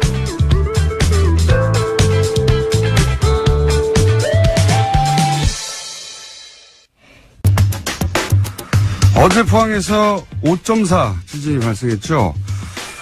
많은 분들이 궁금한 것이 추가 지진은 없는지 원인은 무엇인지 하는 것일 텐데 저희가 1년 2개월 전에 이분과 인터뷰를 한번 한 적이 있습니다. 일본 도쿄대 해양연구소의 박진호 교수님 전화 연결하겠습니다. 안녕하세요, 교수님. 안녕하세요. 네, 오랜만입니다, 교수님. 예, 오래간만입니다. 예. 네, 그때 무슨 말씀을 하셨냐면은 이제 우리나라도 해양 지진, 해일 이런 위험성이 없다고 할 수 없다. 그런 말씀 하셨지 않습니까? 예. 예. 예. 연결해서 저희가 오늘 좀 여쭤보고 싶은 게 우선 첫 번째는 일본의 동일본 대지진이 2011년이었던가요? 그때 있었죠? 예, 맞습니다. 네. 예. 그때 지진과 경주 지진 혹은 지금 포항 지진과 상관관계가 있습니까? 지금까지 봤을 때, 네. 작년 경주 지진도 그렇고, 어제 지진도 그렇고, 예. 2011년에 발생했던 규모 9.0의 동일본 대지진의 영향으로, 예. 아시아 전역에서 지진을 일으킨 에너지, 활성단층에 축적된 응력의 불균형 때문에, 예. 양산단층을 비롯한 주변의 파생단층의 활성도가 증가한 것이, 작년 경주 지진, 그리고 어제 포항 지진의 원인이라고 생각되고 있습니다. 일본 대지진이 크게 판을 한번 흔들어가지고 주변의 그렇죠. 지층에서 이제 불안정한 부분들이 이제 더 활성화됐다 이런 거네요, 한마디로. 예. 예, 맞습니다. 예. 상관이 있다. 자, 그러면 일본 대지진 정말 엄청난 규모였는데 9.0 뭐 숫자만 들어도 지난번 경주 지진 때 그런 말씀하셨지 않습니까? 앞으로 이게 끝이 아니고 예. 지진이 더 올 수도 있고 또 해일도 올 수도 있고 이런 거에 대한 연구와 대비가 있어야 한다고 말씀을 하셨는데 예. 그럼 그런 말씀대로 하자면 지금 포항 지진이 끝이 아니라 한반도에서 지진이 앞으로도 지속적으로 더 올 수도 있겠네요. 그죠? 사실 이제 작년에도 인터뷰에서 말씀드린 것처럼 양산단층대의 북동쪽 혹은 남서쪽에 있는 연장선에서 앞으로 지진이 일어날 수 있다라고 말씀을 드린 적이 있는데 그대로 됐습니다. 이번에 보니까 작년에 일어났던 경주 지진보다도 북동쪽 연장선에서 이번 지진이 발생했고요. 예. 그래서 앞으로 이제 양산단층이 길이가 한 130km 이상 된다고 하는데 예. 그런 전반적인 양산단층대에 다른 단층대에서도 또 다른 지진이 일어날 수 있는 바다 쪽도 마찬가지고 그런 가능성이 충분히 있다고 생각되고 있습니다. 그러니까요. 저희가 이제 다시 1년 2개월 만에 오신 이유가 작년에 하셨던 말씀대로 되어가고 있어서 근데 이제 그 중에 작년에 하셨던 말씀 중에 제가 제일 기억이 나는 게 해일 같은 거, 그러니까 해저면에서 지진이 발생해서 해일 같은 거 있을 수 있다. 예. 그런 무서운 말씀을 하셨어요. 그것도 역시 여전히 그런 가능성도 염두에 두고 계십니까? 예, 맞습니다. 사실 작년 경주 지진하고 어제 포항 지진의 관계를 보면, 예. 지진이 양산 단층 대를 따라서 남서쪽에서 북동쪽으로 예. 이동하는 그런 모습을 보이고 있다는 것이 대단히 흥미로운 사실인데요. 예. 만약 그렇다면 이 상태가 그대로 된다고 한다면 예. 이 추이가 유지된다고 한다면 앞으로 양산단층의 동해 바다 쪽 예. 연장선 저희는 이제 그 지역을 울릉분지라고 부르는데 예. 그 울릉분지의 그 대륙 사면을 따라서 향후에 이번 포항 지진과 유사한 지진이 발생할 수 있고요. 예. 그리고 만약에 그 울릉분지의 대륙 사면 즉 해저면이 붕괴할 경우에 예. 그 해저 산사태가 발생할 수 있고 예. 그런 대규모 해저 산사태는 바로 쓰나미를 일으킬 수 있는 그래서 어쩌면 그런 쓰나미가 우리나라 동해안에 위치한 원전에 예. 위협을 가할 수 있는 그런 잠재 요인으로도 생각하고 있습니다. 아, 그게 가장 무서운 시나리오인데요. 예. 그러니까. 예. 지금 지진이 이렇게 일어나는 방향성을 봤을 때 북동쪽으로 가고 있고, 그러면 동해안 예. 쪽, 울릉도 근처에 대륙사면이라고 하셨습니까? 예. 울릉분지라고요. 울릉분지. 포항 앞바다입니다, 바로. 그거, 쪽에. 울릉도로, 거기가, 포항 앞바다군요. 그러면. 예. 연장선판이, 예. 그쪽 지역에서 해일이 만약에 정말 그런 일이 있어서는 안 되겠지만 있으면, 원전의 안전에 대해서 걱정해야 되겠군요, 실제로. 실제로 걱정을 하고 경계를 해야 할 걸 알고 있습니다. 어허. 굉장히 무서운 시나리오인데. 그러면, 물론 그런 일이 있으면 안 되겠지만, 사실은 뭐 정부가 하는 일이라는 게 그렇게 퍼센티지가 뭐 1%만 돼도, 0.1%만 돼도 그런 거 대비해야 되는 거 아니겠습니까? 네, 맞습니다. 네, 이럴 위험성에 대비하기 위해서는 뭘 어떻게 해야 됩니까? 그 역시, 우리나라, 일본도 마찬가지지만, 그 지진의 발생에 대해서는 이제 아주 작은 가능성이라 할지라도 아주 보수적으로 최대한 그렇죠. 맞습니다. 준비를 해야 되는데 역시 작년도 그렇고 올해도 보니까 역시 지진 쓰나미 연구를 위한 그 인력 양성이 시급할 것 같고요. 네. 그다음에 지진을 조사할 수 있는 즉 육상 지진뿐만 아니라 바다에서 일어날 수 있는 지진도 포함해서 예. 그런 지진을 조사할 수 있는 관트 인프라를 조속히 구축하는 것이 시급하다고 생각합니다. 아, 그렇군요. 그 분야는 일본이 뭐 가장 앞서가는 분야인데, 예. 교수님이 도움을 많이 주셔야 될 것 같습니다. 사실, 일본도 그 지진이나 또 이런 문제에 대해서는 일본만큼 대비가 철저한 나라도 없었는데, 이 쓰나미 한 번에 원전이 사고가 났지 않습니까? 그렇죠. 예. 그것까지는 일본도 예측하지 못했던 거죠. 그 정도 강도는. 물론이죠. 예. 예. 철저하게 대비한다고 했는데 그러니까 그런 교훈도 있으니 지금 이 일본 사례를 연구하기도 하고 이 쓰나미에 대해서 연구하기도 하고 어떻게 대비해야 되는지 인력도 양성하고 시설도 확충하고 해야 된다 이거죠. 예, 맞습니다. 어허. 더 큰 지진. 그러니까 지금은 이제 동해안 쪽에서의 쓰나미 가능성에 대해서 가능성이 아주 낮아도 대비해야 한다는 말씀이시고 예. 육지에서도 더 큰 지진이 가능할 수 있습니까? 사실은 이제 어제 지진 난 것이 전진인지 본진인지 아직 확실하지 않다는 것이 문제가 되고 있고요. 우리 언론에서는 본진이라고 이해하는데 이게 본진이라고 딱 단정할 수 없나요?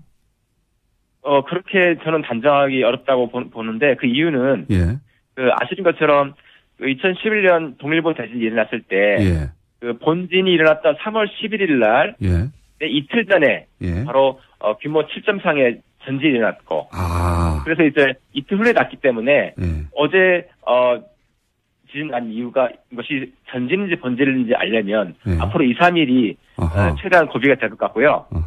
또 한 가지는 연쇄 지진입니다. 사실 이제 잘 아시겠지만 작년 4월에 일본 큐슈 지방에 구만모토에서 커다란 지진이 연쇄적으로 발생했지 않습니까? 그 지진 자체는 구만모토 지진 자체가 이번에 양산단층에 일어났던 이번에 지진과 아주 유사한 그런 성질을 갖고 있어요. 그래서 작년 4월에 구만모토 지진 경우도 그 4월 14일에 규모 6.5 지진이 발생했고 그다음에 하루 뒤엔 15일에 규모 6.4 그리고 이틀 뒤인 16일에 규모 7.3의 지진이 연쇄적으로 발생했습니다. 특히 이런 양산단층 같은 수평이동 단층의 경우에 연쇄적으로 지진이 발생할 수 있기 때문에 앞으로 2, 3일을 최대한 경계하는 방편이 좋겠습니다. 그렇군요. 우리 언론에서는 뭐 5점 몇 정도면은 이게 본진이라고 보고 이제 뭐 여진 정도 있을 것이라고 했는데 그게 아니라 일본의 사례를 보면 일본에서도 7점 뭐 몇이면 이게 본진이라고 생각했는데 며칠 있다가 9.0이 왔다는 거죠. 예. 맞습니다. 예, 이틀 전에 일어났었죠. 동일본 대진 경우에. 예, 그러니까 이게 본진이라고 단정할 수는 아직은 없다. 2, 3일 더 봐야 된다. 그래서 2, 3일 정도 이제 2, 3일이 아마 최대 고비일 것 같습니다. 알겠습니다. 저희 오늘은 그 정규 코너들 때문에 짧게 하는데요. 그 해일과 관련된 이야기, 해저 지진에 대한 이야기는 저희가 따로 한번 시간을 마련하겠습니다. 그 얘기는 좀 자세히 들어야 될 것 같아요. 가능성이 아무리 낮더라도. 예. 예, 준비하겠습니다. 예, 감사합니다. 알겠습니다. 오늘 말씀 여기까지 듣겠습니다. 감사합니다. 예, 감사합니다. 일본 도쿄대 해양연구소 박진호 교수였습니다.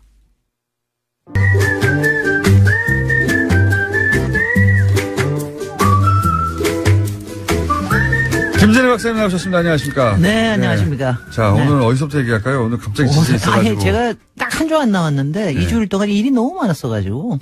그러더니 드디어 급기야 지진까지 나네요. 정말. 트럼프 왔던 것도 굉장히 여러 가지 에피소드가 많았고, 블랙하우스 오픈한 것도 뭐 있었지만, 하여튼 간에 어저께 지진, 요 얘기 잠깐 하고 넘어가야죠. 네, 지진, 저는 길에 걷고 있었어요. 그리고 방송 준비하고는 하고, 솔직히는 이렇게 큰 건지 모르고 지나갔는데. 저는 느꼈습니다. 네. 아니, 근데 한 3, 4층만 있던 사람들 다 느꼈다고 그래요. 그래서 그 후에야 이것저것 사철 지정을 알게 됐는데, 아니, 일단 하나는요, 오늘 수능 못 보신 분들 굉장히 마음이 혼란스러우시겠지만, 다행히 어저께 나서 얼마나 다행인가. 그러니까요. 오늘 마냥 났으면, 어떡할 뻔했나. 막 이런, 막 생각하니까 막 소름이 끼. 그런 건 정말 대재앙이거든요. 포항에서 시험 치는 학생들 어떡합니까, 그럼요. 다 뛰어나가야 되는데. 네, 다 뛰어나가고. 그리고 요새는 스마트폰 있고 그래가지고 금방 또 알게 되거든요. 그러면요.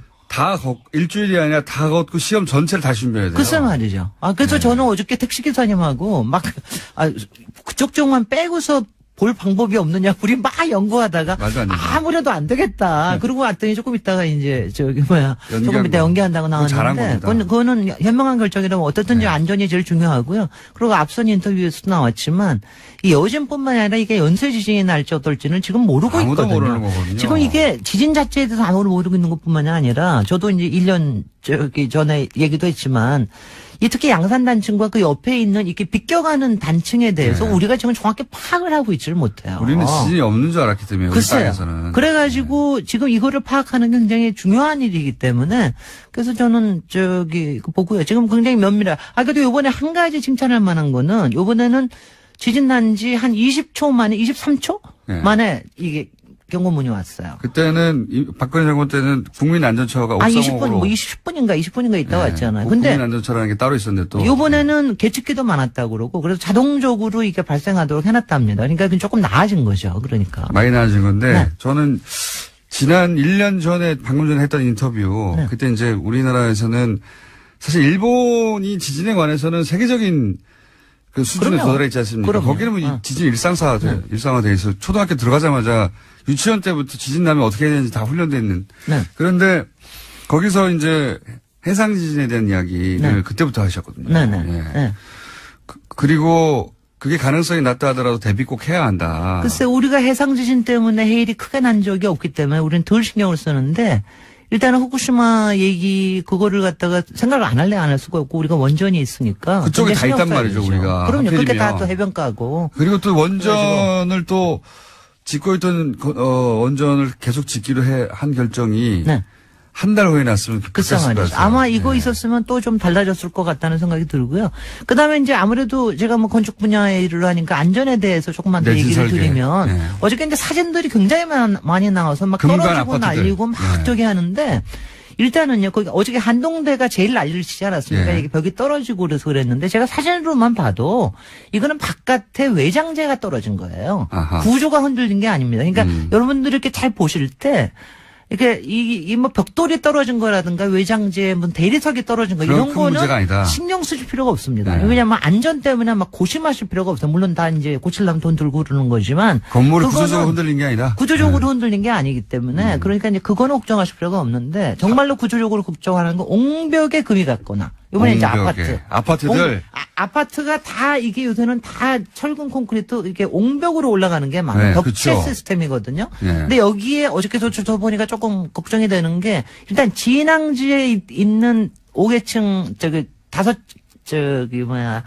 한 5층짜리밖에 안 되는 것들이 막 기울고 그렇다는데 그건 진앙지에 있기 때문에 굉장히 문제가 있습니다. 그런 건 정말 조심하셔야 돼요. 어저께 보니까 고층 아파트에 이렇게 창대창으로 이렇게 대각선으로 금강고 그런 거는 상당히 문제가 있을 가능성이 높습니다. 높으니까 그러니까 옹벽에 뭐가 문제가 생겼다는 건 조심하셔야 되고 그다음에 가끔 보니까 다세대 주택에 1층에 필로티로 만들어 놓은 거. 그러니까 필로티라는 게 기둥만 있고 벽체가 없는 거죠. 예를 들어서 지하 1층 같은 경우를 주차장으로 쓰려고 주차장으로 비워버리는 경우.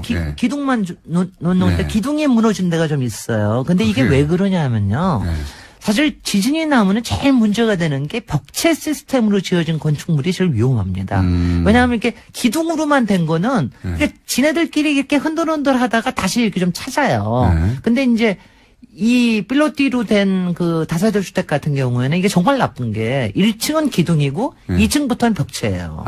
그러니까 얘가 그러니까 말하자면 뒤뚱뒤뚱 되는 거죠. 전체가 다 기둥이면 전체가 다 기둥이면은 이게 이제 위험합니다, 좀. 그러니까 일본이나 샌프란시스코나 이렇게 지진이 많은 지역에 대부분들이 목조나 철골조를 짓는 이유가 같이 와글거리라는 거거든요, 지진하고. 근데 이게 우리나라는 예전부터 벽체를 많이 썼기 때문에 벽체로 쓴 것들이 많이 위험합니다. 근데 이제 다세대 주택이 이번에 보니까 몇 개가 기둥이 이렇게 들어간 게 그런 거는 심각한 겁니다. 그리고 1층만 기둥을 세우고 주차장으로 비우고 위에는 벽체로 올라간 거. 이런 것들이 이제 그러니까 건물의 균형이 잘 안 맞는 거죠, 말하자면은. 그러니까 이제 그런 건물은 사각 짝대기 위에다가 벽돌을 싹 쌓아버린 거니까. 그러니까는 우리가 뭘 이고 있다고 생각해 보세요. 이게 더 뒤뚱거리는 거죠. 그래서 그리고 우리도요. 지금 뭐 여러 가지 내진 설계나 운운하는 거 하는데 이번에도 이 벽돌 떨어지고 그런 거 보니까 우리가 그러니까 사실 전반적으로는 앞으로 가구식으로 바꿔야 돼. 가구식이라는 게 기둥하고 보가 있는 겁니다. 그러니까 만약 벽체로 하는 것보다는 그게 훨씬 더 전체적으로 안전하고요. 그다음에 그렇게 되면은 외벽에 붙이는 것들을 다 라이트한 거로 붙일 수가 있어요. 경량으로. 이 지진을 겪다가 사람들이 점점 어떤 식으로 지어졌는가, 내진 설계가 잘 됐는가 하는 것도 입지 조건을 따질 것 같아요. 앞으로는. 그럼요. 앞으로 따질 겁니다. 워낙 땅은 흔들리지 않는다고 생각해 왔기 때문에 그런 거 안 따졌거든요. 그동안은. 한 두 번 경험을 안 그래도 뭐 어저께 보니까 부산에 요새 무슨 아파트 뭐 잘 되고 어쩌고 저쩌고 또 문제 되겠네. 또 안 되겠네. 아니 근데 저도 그 아파트 금강거 봤는데 그게 이제 말씀하신 대로 그냥 외장의 문제인지 아니면 근본적인 문제인지 잘 몰랐지만 그럴 경우 그 아파트를 비싼 돈을 주고 입주한 분들은 어떡합니까? 재산상에. 그거는 그 시공사한테다가. 그리고 그 다음에 천재지변으로 인한 거는 대부분들이 하자보수도 잘 안 됩니다. 그건 하자보수의 문제가 아니라 거의 아파트를 새로 지어야 되는 수준입니까? 그럼요.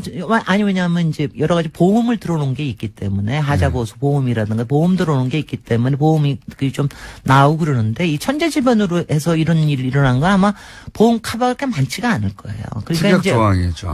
그러니까 뭐 심각한 거죠. 그래서 제가 보기엔 앞으로 입주하실 때 입주 조건을 따질 때 내진 설계나 말씀하신 이 뭐라고요? 그러니까 균형을 잘 잡아서. 그럼 우리 일반인들 봐서 모르잖아요.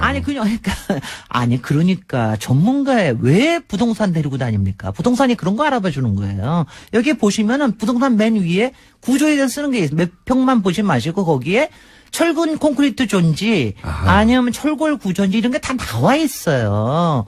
조적식인지 이런 거 그거 보셔야 된다니까. 그거 이제 알았어요. 보셔야 돼요.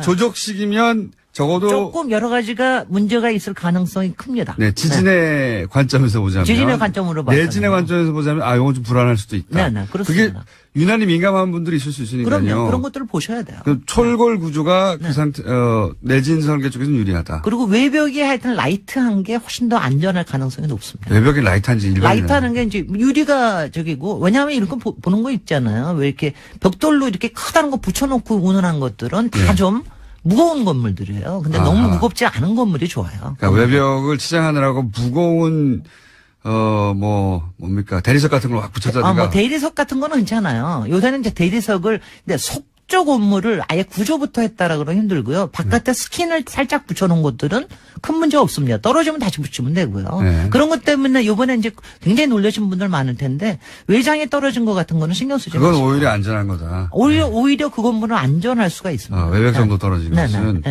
기둥에 금이 갔다. 나는 기둥은 말할 것도 없고요. 나는 지금 옹벽에 금 간 거 보면은 심란합니다. 그래서 잠 잘 못 잤어요. 심란합니다. 그런 거 보면은. 네. 아니 왜냐하면요 우리 분야에서 트럼프 얘기도 해야 되는데 시간이 1분. 트럼프 얘기는요. 트럼프 예고하고 와서 아니 국회의원소를 하는데 63빌딩 롯데월드 저도 이것 때문에 자존심 상했어요. 그래가지고 이거 안 되겠다 얘기해야 되겠다 그래서 얘기를 해가지고 이제 왔는데 역시 지적하시는 거예요. 저도 이게 뭐냐고 우리를 뭘로 보고 다 거기에 이제 이유가 있습니다. 왜냐하면 트럼프는 뉴욕에만 트럼프 타워를 가지고 있는 게 아니라 트럼프라는 이름을 여의도에 팔아먹은 사람이에요. 여의도 트럼프 월드 트럼프 월드 타워. 근데 그러면 잠깐만요. 네. 트럼프와 건축 이야기는 다음 주에. 재밌겠죠? 다음 주에 뵙겠습니다. 네, 김재일 박사님이었습니다. 안녕. 안녕.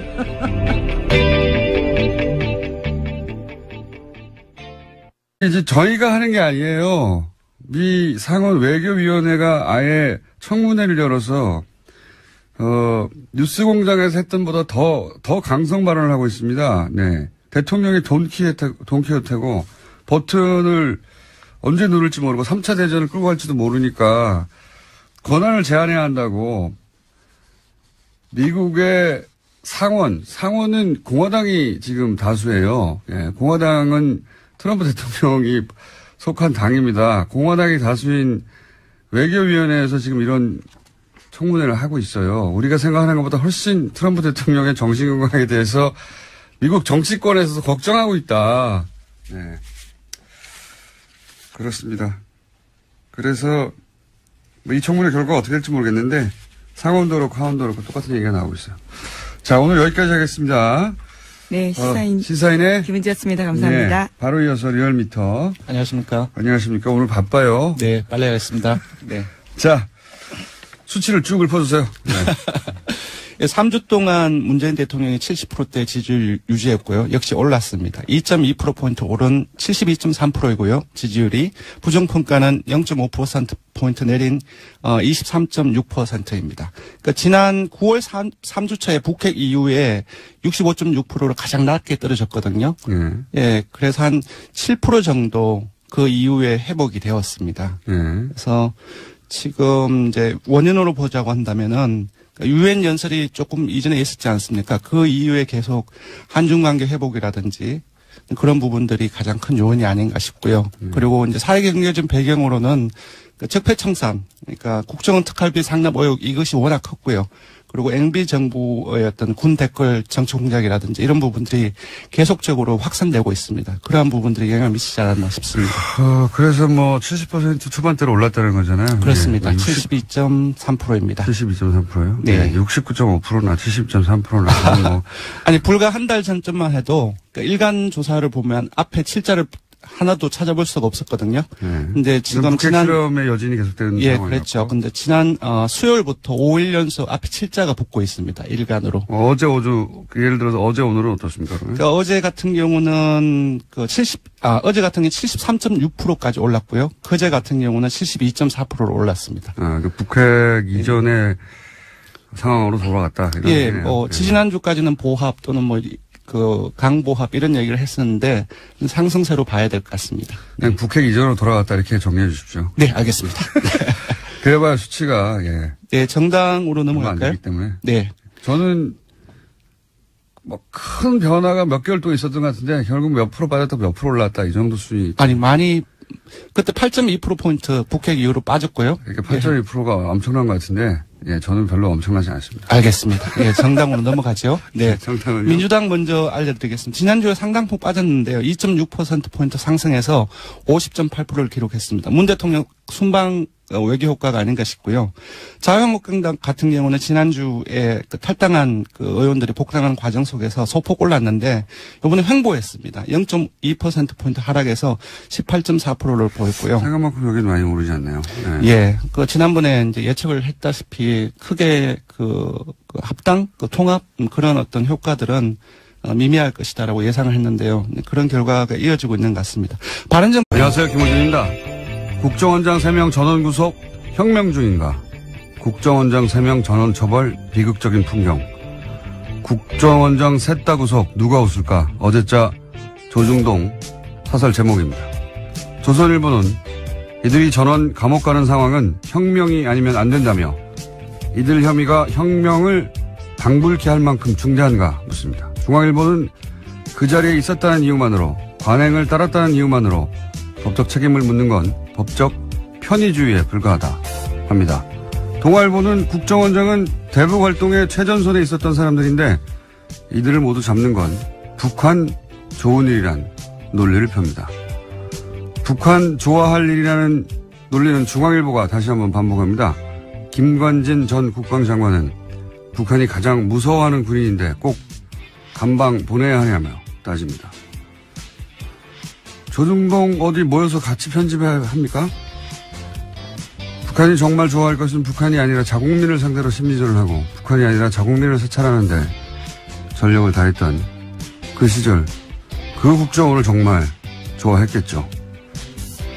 같은 날 같은 말을 동시에 해대는 건 자유인데 그래도 좀 말이 되는 걸로 해야죠. 너무 후지지 않습니까? 김어준 생각이었습니다.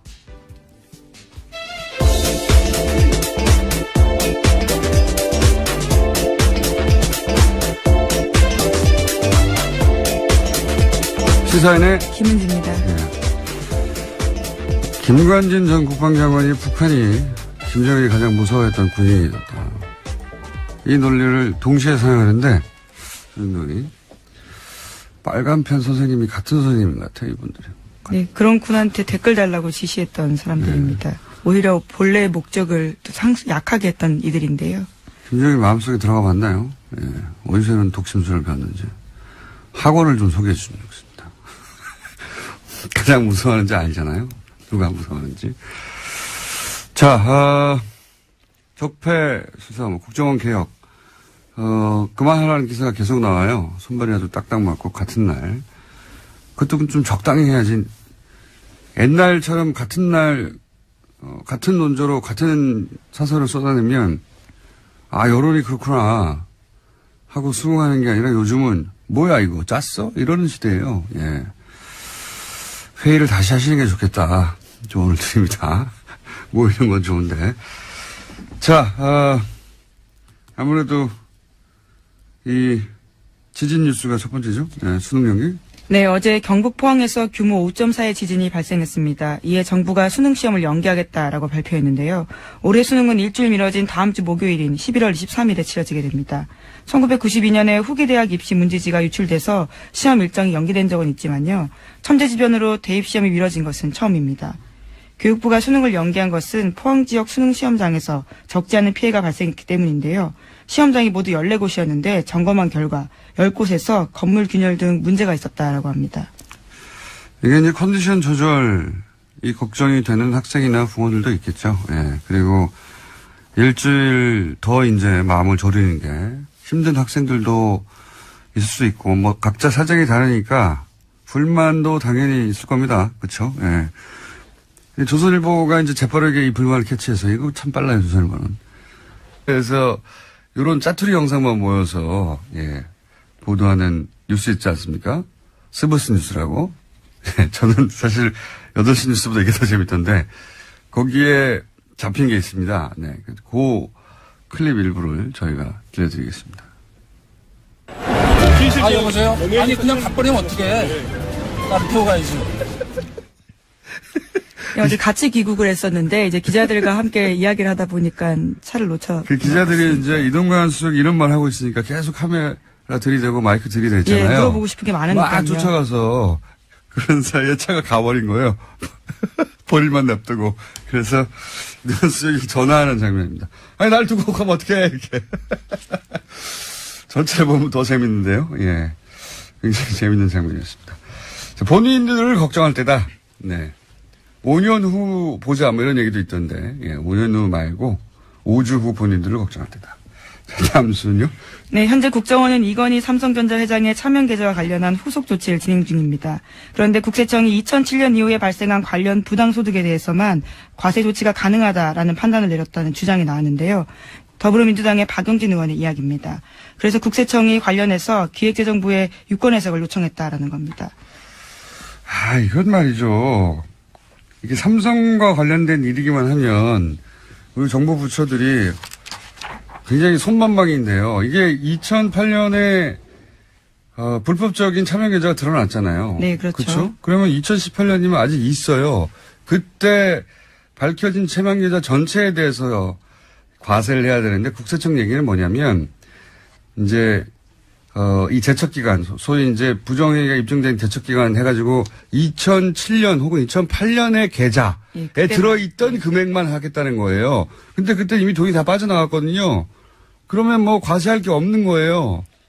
이게 말이 안 되는 건데, 만약에 저는 박원지 기자가 네, 김은지입니다. 그리고 박용진 의원이고요. 네, 두 분을 합쳐놓으신 건가요? 그러네요. 김은지 기자가 10년 전에 불법행위가 들켰다. 네, 안 했습니다. 그러면 그 행위 들켰을 때 들킨 돈 전체에 대해서 과세를 해야죠. 네, 그렇죠. 이 회장 같은 경우에는 차명계좌 개설이 1980년대부터 이뤄졌다라고 하는데요. 그런 것들을 고려하면 상당 금액의 소득이 과세 범위를 벗어나게 된다라는 겁니다. 과세할 게 없어지는 거예요. 네, 깡통계좌 과세. 이러면 안 됩니다. 네, 이러면 안 되도록 뉴스공장에서 계속. 네, 김은지입니다. 아니, 뉴스공장에서요. 계속 저희가 주목하고 있겠습니다. 자, 하나 정도 더 하면 끝내야 될 것 같습니다. 오늘 리얼미터가 있어가지고요. 네, 시진핑 중국 주석의 특사가 내일 북한을 방문합니다. 중국 고위급 방북은 1년 9개월 만인데요. 이번은 방북을 통해서 북중 관계가 개선될지 관심이 쏠리고 있습니다. 그리고 저 뉴스도 또 나왔어요. 트럼프 핵버튼 네, 그렇죠. 제안하려고 하는. 예, 청문회가 지금 열리고 있는데요. 열렸습니다. 14일, 현지 시각으로 14일인데 미국 상원외교위원회가 관련한 청문회를 열었습니다. 미 의회가 대통령의 핵공격 명령 권한을 견제하는 청와대 청문회를 연 건요. 41년 만입니다. 자, 이제 뉴스공장에서 트럼프 미친 건가 아닌가, 미친 건가 미친 척 하는 건가 이런 이야기를 몇 주 전부터 했는데 예. 트럼프가 미친 거 아닌가라는 말을 여기서 미쳤다는 말은 사실 이런 표현이죠. 정상적으로 핵버튼을 맡겨도 되는가? 그렇게 정신건강이 건강한가? 정신건강에 문제 없나? 이런 질문인데, 이게, 사회적 갈등을 최대화하는 방향으로, 예, 기사 논조를 잡았더라고요. 예. 포항을 생각하면 수능 연기가 맞지만, 예, 59만 수험생은 대혼란이다. 예. 잘못된 결정이라는 기조하에 조선일보가 오늘 아침에 기사를 냈던데, 그러면서 이제 일주일 후에는 자연재해가 다시 일어나지 않으려는 보장이 없다. 연기할 필요가 없다는 이제 모 교장의 말로 기사를 끝을내요. 예. 근데 제가 보기엔 말이죠. 이 결정은 안전의 문제이기도 하지만 실제 이제 시험장이 불안한 것도 있고요. 예. 집에 못 들어간 학생도 있거든요. 네, 그렇죠. 어제 정말 큰 지진이 일어났었거든요. 근데 이게 보다 근본적으로는 제가 보기엔 이건 철학의 문제예요. 조선일보 기사에는 이게 없으니까 자꾸, 컨디션 얘기만 하고 있고, 그 다음에 일주일 후에 뭐 지진 나지 말란 법 있어? 이런 얘기만 하고 있는데, 여진이 있을 수도 있죠, 실제. 네, 실제로 지난해 9월에 경주에서 바로 다음날 46번이나 여진이 있었다라고 합니다. 근데 이게 이제 안전의 문제에서만 바라볼 일이 아니고, 보다 근본적으로는 이건 제가 보기엔 철학의 문제인 것이, 포항에서 예를 들어서 오늘 집에 못 들어간 학생들이 있단 말이죠. 포항에서 시험장이 불안한 것도 있고 포항에서 여진이 있을 수도 있어요. 그러면 이 지역 학생들은 자기 잘못이 아닌데 명백히 불평등한 조건에서 시험을 치릅니다. 근데 그동안 우리 사회에서는 이렇게 소수가 예를 들어 불평등이나 불공평하거나 불만을 겪고 그럴 경우에 그런 불평등, 불공평은 다수의 편의를 위해서 참아야 한다.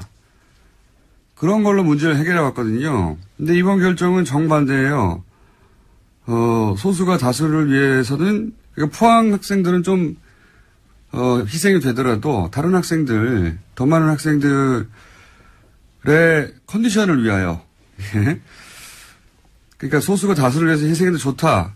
이 철학을 뒤집은 거거든요, 그동안. 그러니까 지금은 만약 할 수만 있다면 다수가 조금 불편해도 소수에게도 공정한 기회가 주어질 때까지 다수가 다 함께 참아줘야 된다. 이런 철학이 여기 반영된 겁니다. 사실 그게 굉장히 중요한 거라고 봐요. 이런 식의 결정이 있지 않았거든요. 그냥 이게 없으니까 컨디션 조절 얘기만 하는 거예요. 예. 시대가 바뀐 겁니다, 사실은. 이런 결정은. 그래서 저는 대단히 중요한 결정이라고 보는데, 예. 아, 그렇게 세상이 바뀌고 있구나. 예. 철학이 그렇게 시대 정신이 바뀌고 있다. 이걸 못 보니까 계속해서 이런 얘기만 하는 겁니다. 그냥 학생들이 뭐 문제지를 던졌다느니 뭐 컨디션이 뭐 대단하다고요. 일주일 있다 조달하면 되죠.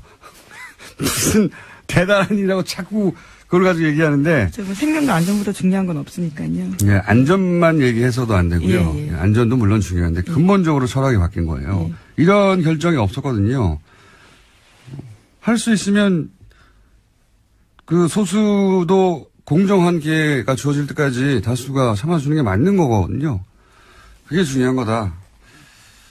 이 결정의 철학은 그런 거라고 저는 봅니다. 예. 자, 뭐 일주일 연기된 거는 다들 아실 텐데, 예. 이 대목을 짚어주는 것이 없어서. 예. 다음 뉴스는 뭡니까? 네, 어제 정호성 전 비서관이 유죄 판결을 받았습니다. 박근혜 전 대통령의 지시를 받아서 최순실 씨에게 청와대 문건을 넘겨준 혐의가 인정된 건데요. 1심 재판부는 정 전 비서관에게 징역 1년 6개월의 형을 선고했습니다. 특히 재판부는 정 전 비서관과 박근혜 전 대통령의 공모관계를 인정했습니다. 자, 여기 중요한 대목은 이제 공모관계를 인정했다는 거죠. 예. 네, 그래서 판결문을 박근혜 전 대통령 재판부에 추가 증거로 낼 예정이라고 합니다. 자, 다음 뉴스는요? 네, 박근혜 정부 시절 국정원이 청와대에 상납한 돈이 30억 원 더 있다라는 오늘 아침 뉴시스 보도가 있었습니다. 그러니까 청와대로 들어간 특수활동비 규모가 70억 원에 달한다라는 건데요. 지금까지는 40억 원이 상납됐다라고 검찰 조사 밝혀졌는데 나머지 용처가 확인되지 않은 30억 원이 더 있다라는 겁니다. 이 중에 일부가 국회로 유입됐을 가능성도 거론되고 있습니다. 아마 국정원에서는 열심히 이제 해명을 했겠죠. 예, 뭐 어차피 정확하게 그 내용을 알 수는 없고 항목을 정해서 이건 뭐 대북 공장에 사용된다든가 이런 식으로 해명을 열심히 했을 텐데 어떤 해명으로도 그 설명이 안 되는 돈이 이제 30억이 비는 거죠. 예. 네, 그렇죠. 불법으로 사용됐다라는 건데요. 네, 3천만 원도 아니고 30억이 비는 건데 제가 보기에는 이제 40억 그 이전에 청와대에 상납했다는 40억보다 이 30억이 더 치명적일 수도 있겠습니다. 네. 어쨌든 30억이 더 나왔다. 근데 아무도 얘기를 하지 않고 있다. 그래서 네, 조사를 그렇죠. 하려고 한다. 여기까지고요.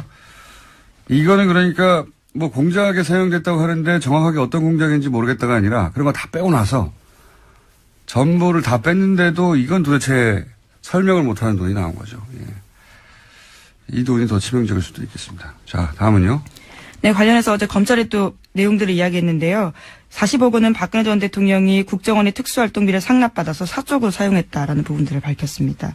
국가안보를 위해서 써야 할 돈이 최고위급 공무원에 의해서 사적으로 사용됐다라는 겁니다. 아, 참. 모두들 그런 거 아닐까? 이렇게 예상을 했었는데, 의상비, 뭐, 미용, 주사, 이런 거 아니었을까? 왜냐하면 그런 것들을 지속적으로 했는데도 불구하고 통장에서 돈이 빠져나가는 흔적이 없었다고 박근혜 전 대통령 했었으니까 그런 의심을 했었는데 검찰이 구체적으로 특정하지는 않지만 사적으로 사용됐다까지는 얘기를 한 거네요. 만약에 이 돈이 40억이 와서 온 거는 불법이라 하더라도 그 용처가 공적인 용도였다고 하면 정상창잡이 됐을 텐데 예, 이게 뭐 올림머리 하는데 써졌다면 단돈 몇십만 원이라도요. 밝혀지겠죠. 예, 다음은요. 이명박 전 대통령이 어제 귀국했습니다. 출국 때와는 달리 말을 아꼈는데요. 이런 가운데 바레인에 동행했던 이동관 전 홍보수석이 문재인 정부의 적폐청산을 강하게 비판했습니다. 이런 이야기인데요. 수사도 법과 제도를 허용한 절차 내에서 하는 거다라는 거고요.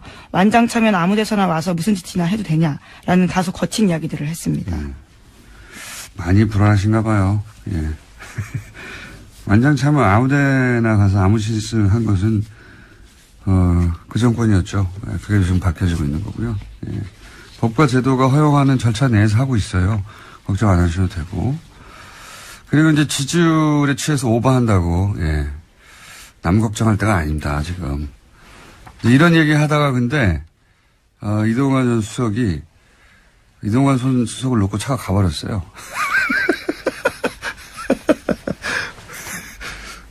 그래서 이걸 SBS에